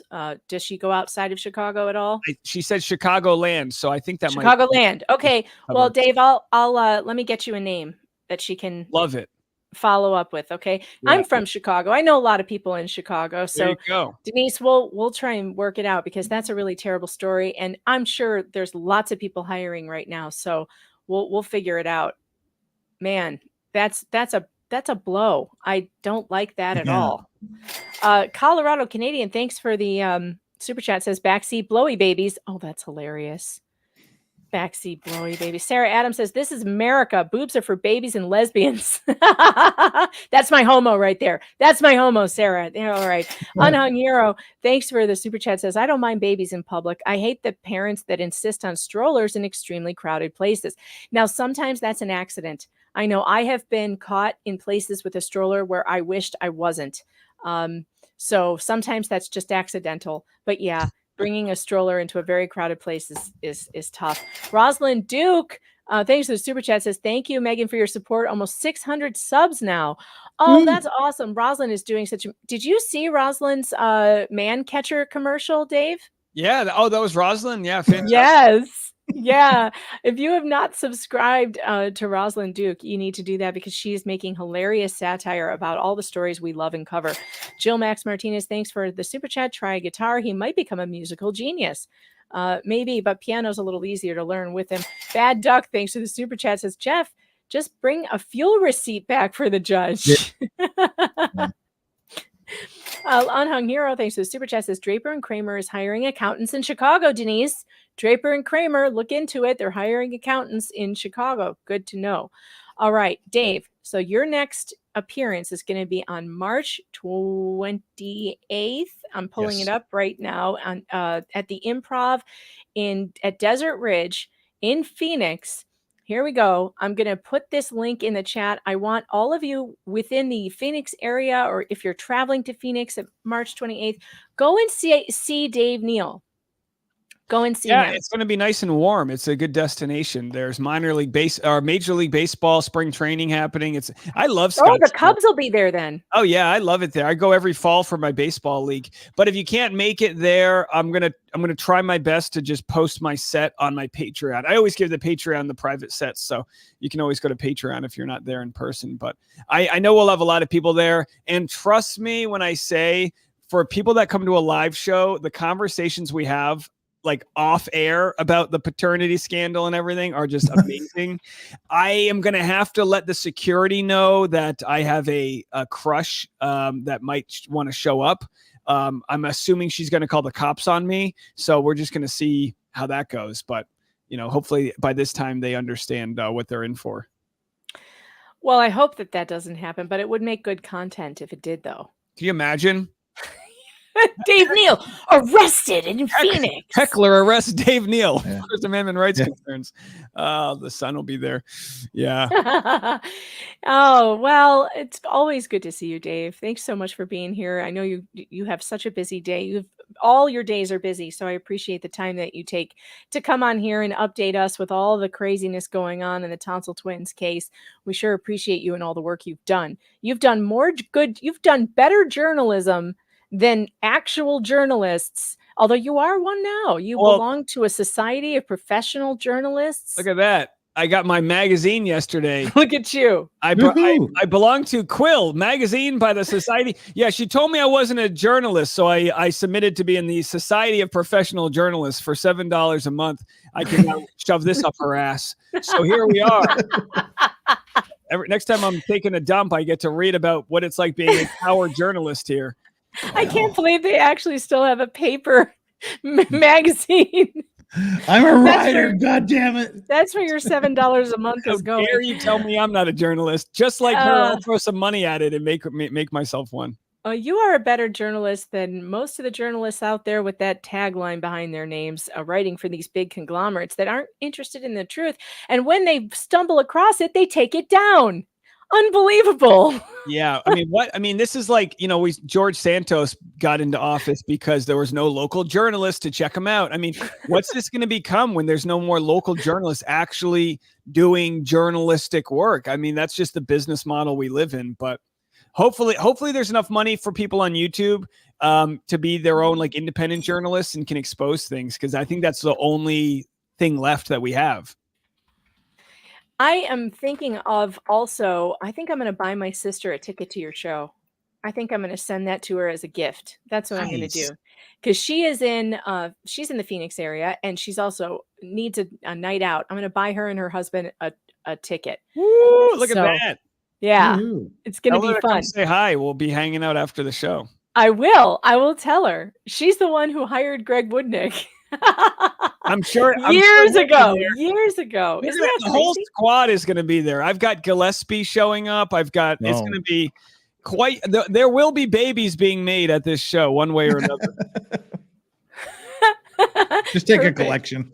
All right, Dave. I'm gonna make Gillespie bring his beautiful girlfriend and their new baby. They're a cute couple. There's no better justice than him with his beautiful girl, Ashley Ford, and their beautiful baby. You just love to see it. Yeah, no kidding.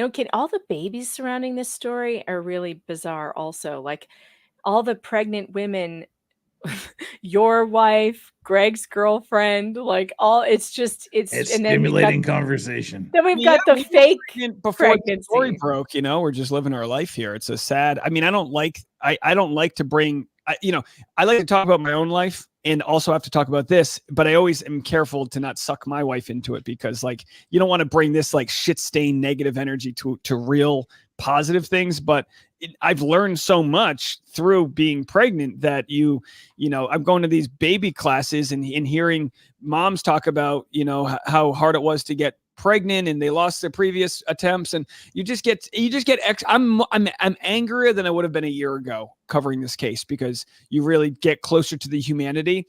And I understand that I don't think a lot of men get close to the fertility process, because I don't think women naturally talk to men about it. I just think naturally that doesn't happen as much. Because I've covered this case, I have women coming up to me after shows in tears, telling me their stories. It means so much to me to sort of be invited in to a little bit of that struggle. And I hope that our community at least feels better having a sort of platform to discuss these heavy topics, even if it's because of a heinous lie told by Jane Doe. Yep, I agree with that. I think that absolutely we should be talking more about this, especially men who are caught in these situations with women who are abusive and women who are deceitful, and they don't feel like they can talk to anybody. They just don't. It's not something people talk about, because men are not believed a lot. So I want to get to the point where we look at, we hear victims, whoever they are, and we listen to what they have to say, and not make, sweeping generalizations about everybody, because case by case. Yeah, case by case basis. Let's look at it in a case by case basis. I certainly have covered lots and lots of stories where women were the victims of abuse, but I have also covered lots of stories where it was men. So we need to just believe the evidence. That's right. And you can pick up my book on Amazon, Believe Evidence, The Death of Due Process from Salome to #MeToo, and it will give you the argument for that very thing. All right, Dave, you take care and have a wonderful rest of your day. And everybody go sign up on Bachelor Rush Hour. Bachelor Rush Hour. The podcast, make sure that you go subscribe on Apple, Spotify, Amazon, everywhere you find podcasts. Go do that right now. Thank you so much. I appreciate the time. See you guys later. Good to see you. Bye, Dave. Bye. All right, Jeff, I got something I want to do before I call it quits. Do you want to stick with me while I read my new article about the What the Hale's secondary story? How long is it? It's almost 2 a.m. here. It's not long. It's All this right. long. Look, see, it's this long. And I'm not going to go through the documents. All right. I promise, because I already did All that. right. If you have to leave, you can No. go. I'm not going to keep you here. All right. 5 Florida Circuit judges defend pervert lawyer in weird cover-up. Do you like that headline? It's a little loaded. I like that. It's a little. Well, it's true. It's Yeah. true. Yeah. I'm most proud of the fact that I got them to use the Lego picture that I made. That's my favorite thing. A simmering legal drama in Levy County, Florida just got weirder. On one side is What the Hale's content creator, Jeremy Hales. He's up against the belligerent 8th Judicial Circuit of Florida Judge Craig DeThomasis, whose favorite pastime is yelling at the defendant and his lawyers for hours without hearing any evidence while coddling the plaintiff. In what should have been a 1-hour hearing, DeThomasis turned a simple protection order case into a First Amendment battle of the ages that might end up in the Supreme Court of Florida. I reported last week that the judge with a grudge refused to recuse himself for the 3rd time, even after showing wild and obvious bias against the defendant. Catch up on that story here. But now there's new information about DeThomasis and the 8th Judicial Circuit that should make everyone sit up and take notice.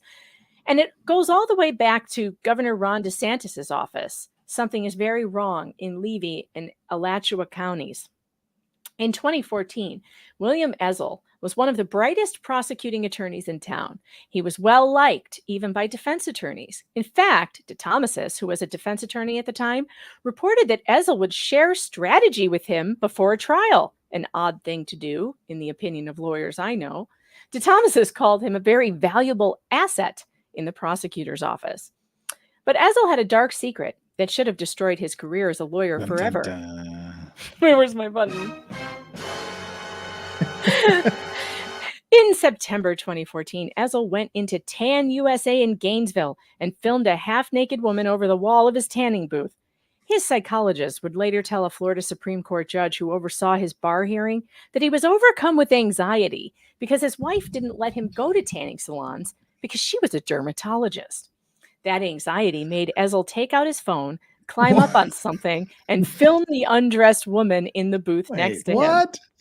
Wait, what? How? Oh, you didn't get that part? No, I didn't get that part of the excuse. Oh my God, you didn't get that part of the excuse? Well, it's something, Jeff. It's really something. Those of you who suffer from panic attacks and anxiety may find this explanation puzzling. If you've been using breathing techniques, meditation, or medication to calm your anxiety, who knew voyeurism could relieve anxiety? For a visual telling of the story, I've helpfully created a Lego experience that will help to illustrate what happened here. You've heard of Gonzo. You've heard of Gonzo journalism, but I may be the first to have invented Lego journalism. And I put my Twitter thread in there. No less than 5 judges from the 8th Circuit, most of whom are still on the bench, and a bunch of prosecutors and victims advocates swallowed that story, kind of like Laura Owens, and vociferously advocated for Ezel to be reinstated to the bar following a measly 90-day suspension.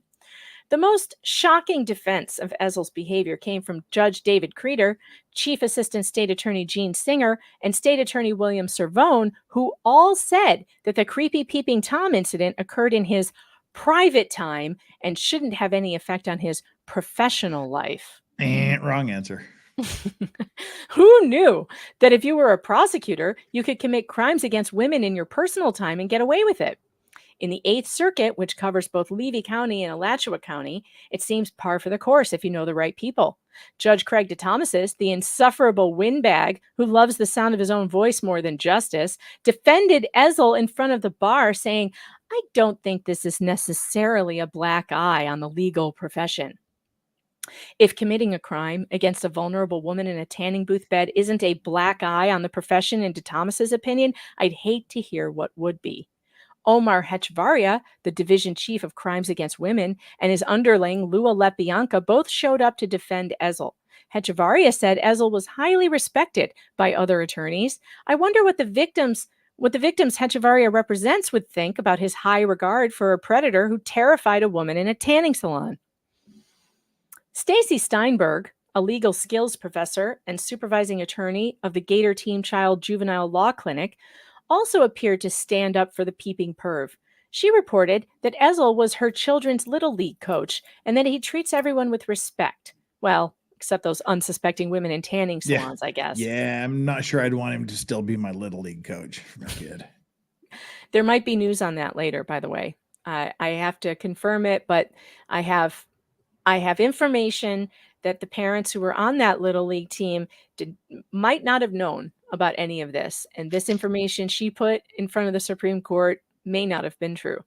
But we'll see. I'm looking for confirmation on that. Alachua County Clerk J.K. Buddy Irby, who has since retired and handed down the position to his son in a demonstration of nepotism, testified that he had known Ezel for 29 years. He said Ezel was a fine lawyer and a wonderful family man. Irby called him a rising star. He was rising all right over the tanning salon booth wall. 4 other 8th Circuit Court judges. That's not what I thought you were going to say after that. He was rising on her while he's watching this chick suntan. Well, there's only so much I can get away with on PG Media. 4 other 8th Circuit judges testified for Ezel to save the Creeping Peepers law license. Senior Judge Bo Byer, Judge James Kolaw, Judge James P. Nyland, and the now deceased Judge Browning. All except Browning are still sitting judges. Not only did almost the whole circuit show up to make sure Ezel could keep the honor of an officer of the court despite his perverted obsessions, but 32 other unnamed officials sent letters to the court in his defense. That's shocking enough, but it gets worse. Then Governor Rick Scott himself issued an executive order sealing Ezel's criminal past from the public. Now, therefore, I, Rick Scott, governor of Florida, in obedience to my solemn constitutional duty, because, it's a solemn duty, solemn to protect, a peeping Tom from the public, you guys. Solemn, very solemn.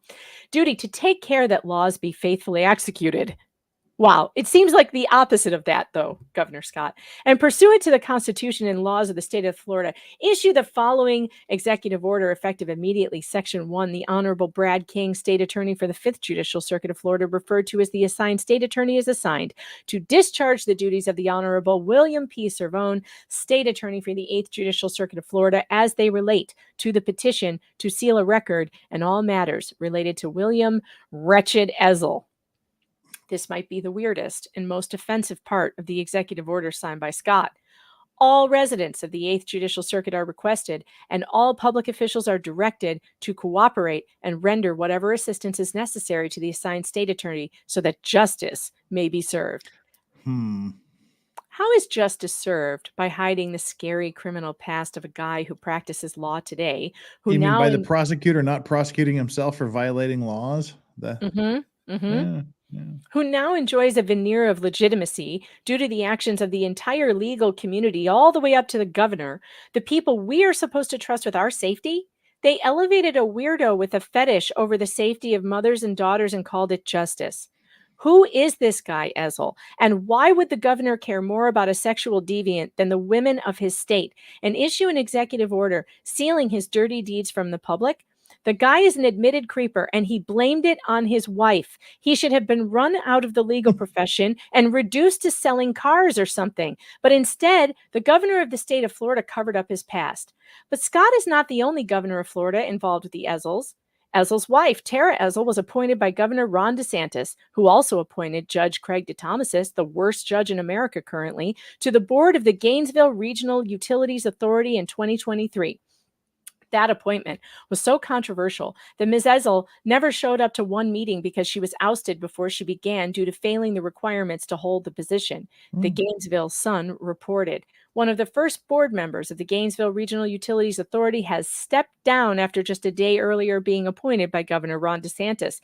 Dermatologist Tara Ezel, who didn't attend the first GRU Authority meeting Wednesday and wasn't officially sworn in, will no longer join the board. The Gainesville Sun confirmed Thursday with the governor's office.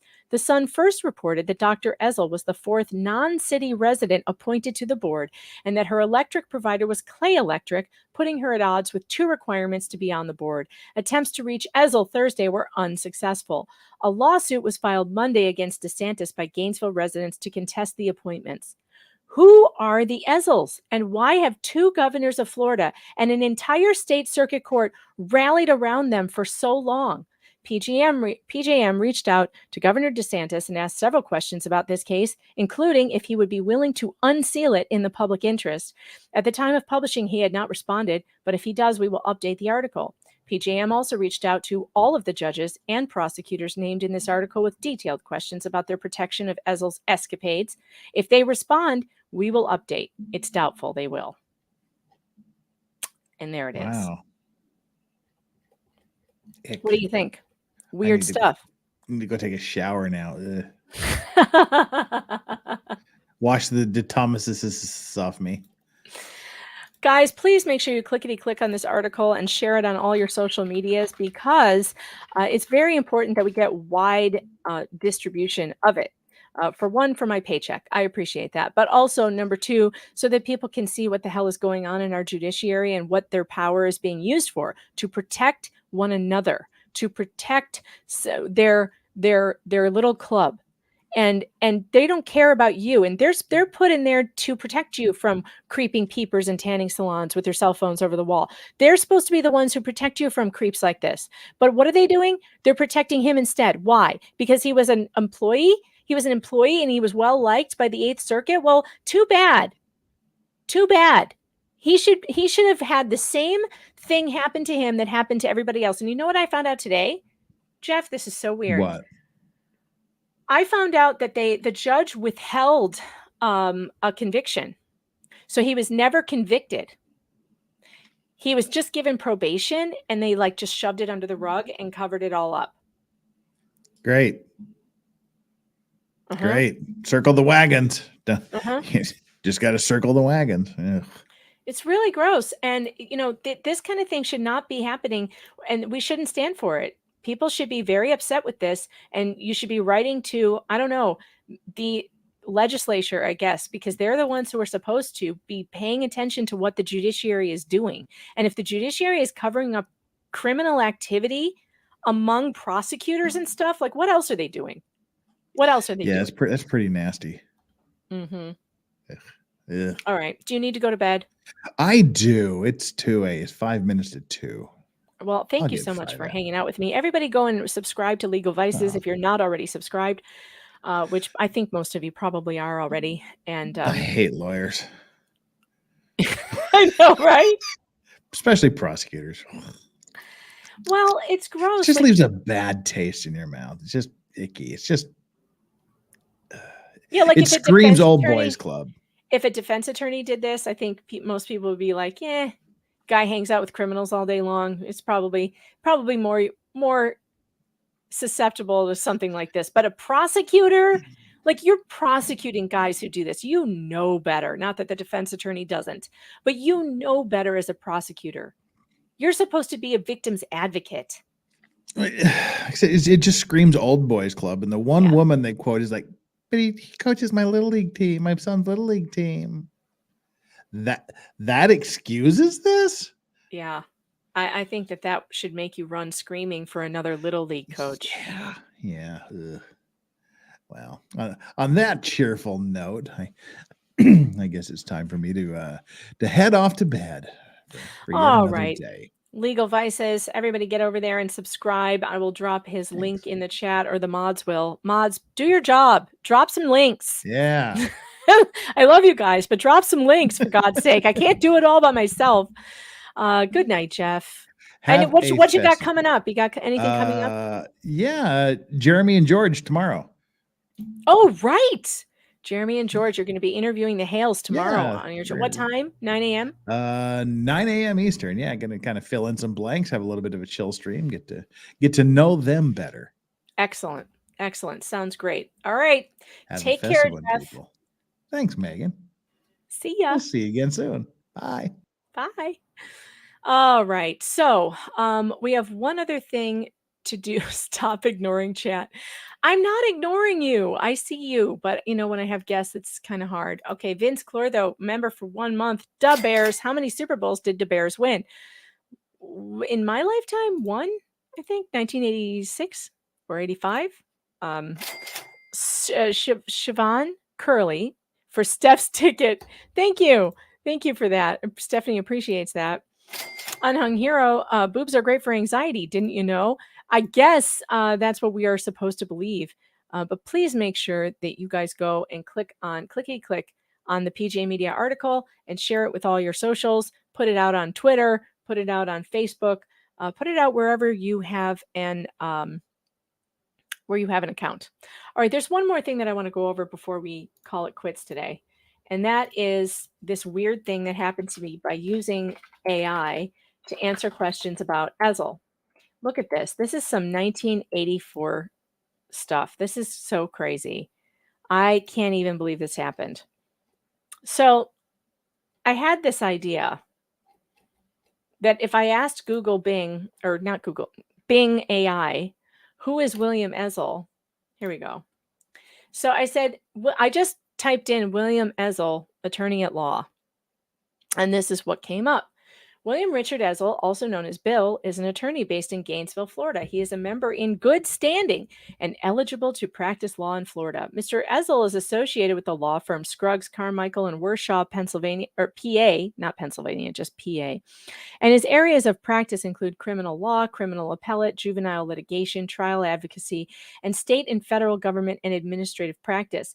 He obtained his JD from the University of Alabama Law School in 2002 and has served as a trial attorney in various capacities, including with 2 state attorney's offices and in private practice.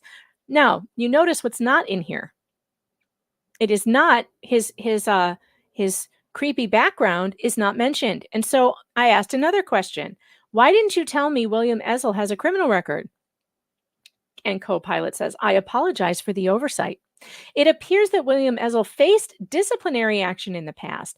According to a press release from the Florida Bar, he was suspended from practice by the state Supreme Court until further order. However, the judge in his court case withheld adjudication of guilt, which means he does not have a conviction on his record. Additionally, he was sentenced to 2 years probation after pleading no contest to a charge related to an incident in a tanning salon. It's important to note that the information regarding disciplinary actions and legal proceedings can be complex. You layperson, and context specific. For the most accurate and updated information, it's advisable to consult official records or legal databases. Oh, well, we've done that. We've done that, Copilot. And then I said, what did he do in the tanning salon? And Copilot said, I'm sorry, but I can't provide the specific details of the incident. If you're looking for information on legal cases or specific incidents involving individuals, it's best to consult public records or news articles. It's important to ensure that the information is obtained from reliable sources and to consider the privacy.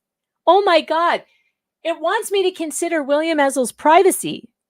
Did he consider the privacy of the woman, the victim in the tanning salon? And the legal implications of discussing such matters. Are you threatening me, AI, with legal action? The legal implications? I'm sorry, but I am legally entitled to speak about public records. And his public record is that he perved on a woman in a tanning salon. Unbelievable. If you need assistance with legal research and understanding legal proceedings, I recommend contacting a legal professional. Well, thank you very much, but I can comprehend legal documents very well. I kept going. What do the news articles report that Ezel did in a tanning salon? News reports indicate that William Ezel was charged with video voyeurism for allegedly using a cell phone to record a woman in her underwear at a Gainesville tanning salon. The incident reportedly occurred on September 4th, and Ezel was identified as the suspect through salon registration and surveillance video. Guess what? That's new information that we haven't heard before. None of the news reports told us that there was surveillance video of this incident. Isn't that interesting? He resigned from his position as a prosecutor following the allegations. For legal reasons and out of respect for privacy, continues AI, I cannot provide more explicit details of the incident. If you're looking for more information, you may want to refer to public records or news reports from reliable sources. It's funny how they respect his privacy so much. Now, I typed it in again just to see if after typing it in, it learned that it needed to include that, but it didn't. So I asked, he also has a history of voyeurism. Did that come up in your search and you didn't include it? And AI said, I am unable to continue this conversation. Thank you for understanding. And then my mouse and controls froze, and I wasn't able to ask it any more questions. The only button I was allowed to choose was the let's start again. How do you like that? No, it does know. It does know. I am unable to it does know. AI, after I said he also has a history of voyeurism, it should have searched William Ezel and voyeurism. It's refusing to do it. Who is this guy? Who is he? I feel like I'm asking, who is John Galt? Who is this guy? Who is William Ezel? And why does he have so many people and things protecting him? I actually think now that we should pull up the Epstein records that were released and see if we can find his name on it. That's my next question. Is he in those flight records somewhere? Who is this guy? And I don't know if he is or not. That's just a question that I have. Unbelievable. So there you have it. There you have it. William Ezel, the most famous protected guy in Florida. Like, he's got a lot of powerful friends. And I don't know why. I can't figure it out. It can't just be because he's such a nice guy and everybody just likes him so much. All right, everybody, I gotta call it quits. Thanks for being here. Make sure that you hit that like button on your way out and subscribe. Let's see who else is streaming right now. If I can throw you over to somebody else to give them some new subs. Vince Clortho says, what would it say about Megan Fox? Curious minds. I don't know. You can go look that up. I want to know who this guy is, though. I really do. I'm totally confused by how somebody has this many judges and prosecutors and so many things behind him. I can't FOIA for the video, you guys. It's sealed by order of the governor of Florida. It's under seal. You get it? It's all under seal. Everything having to do with this situation was sealed by executive order by Rick Scott when he was the governor of Florida. Yeah, I just read that to you. Were you not paying attention? I read it to you. I showed you the executive order. It's in my article. Speaking of my article, I'm going to put it in the chat again. Clickety click. Oh, I have to put it on Rumble too. Rumble, I'll head over there in just a minute. Make sure that you go and click on this and share it with all of your social media accounts. And Rumble, here you go. Clickety click. I'm glad we took a break from the What the Hail stuff today and we're able to catch up with the Laura Owens Tonsil Twin Tonsil Twins scandal, because I have been so tired, and the What the Hails thing is just so deep, and there's just so many stories, and it's just it's just a lot. So I'm glad that we had this chance for a break. Those of you, I hope there are some of you from the Hails audience here. And I hope that you enjoyed this today. Let's see if we can go over to redirect. Let's see who's on. I don't know that guy. I don't know that guy. Oh, recovery addict. He's court hopping right now. Okay, so your choices are recovery addict or Nick Starro. He's doing a What the Hails thing now. You know what? Let's redirect you over to Nick Starro at Trial Watch and tell him I said hello. Okay? So I love you guys. I'll see you again soon. I don't know if I'll be on Locals right after this. I do have to record a podcast today. I think I might be over at meganfox.locals.com recording that podcast because I got to do one. I can't completely blow it off for like 2 weeks in a row. All right. So I'm going to get over there and try and do that. I just don't know how many minutes it's going to be. So I will see you guys over there, meganfox.locals.com. Make sure that you are subscribed over there for free. You can follow me for free over there to see what I'm up to. And if you decide that you want to actually pay for their subscription and for the exclusive content, use my promo code Tonsil Twins for 2 months free when you sign up for a year. And we love it over there. The meme farmers are going nuts over there. I had it open a few minutes ago. Sorry, Locals. I had to close it down for a minute. So I don't have you up at the moment. But there's always a live chat going. There's always fun stuff happening over there. meganfox.locals.com. So much fun. And if those of you who are in my Locals and you're listening right now and you have any ideas for the podcast today, you want me to play any clips from what's going on LawTube, make sure that you put them somewhere where I can find them. I'll put up a post where you can put stuff. But there you are. I see you in the chat now, the live chat. All right, guys, go tell Nick that I said hello, and I'll be back probably tomorrow. I think we're going to just start streaming hearing number 5 in the Hales case. Let's do that. Let's do hearing number 5 tomorrow. So I'll see you then. Bye.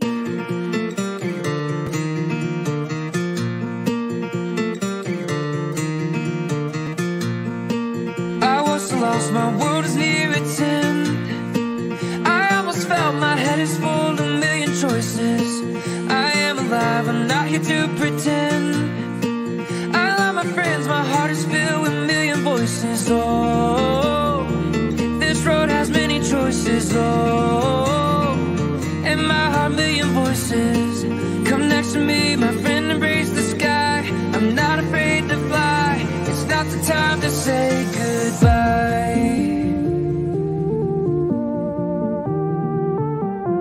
I don't wanna say goodbye.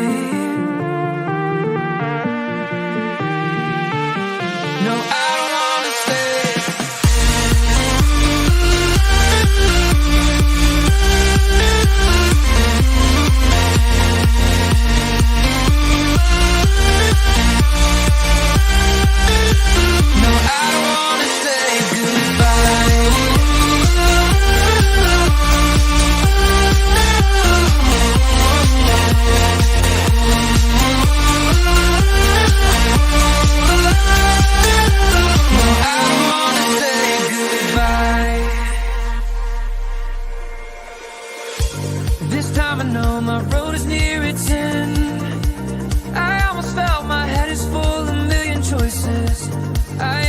alive, I'm not here to pretend.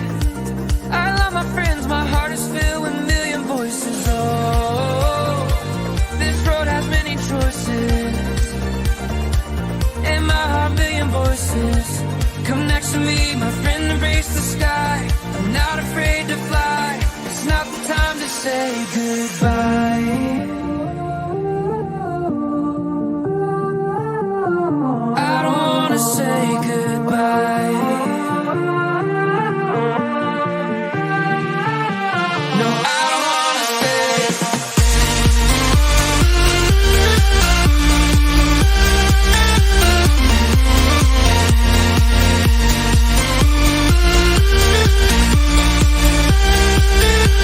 No, I don't wanna say goodbye.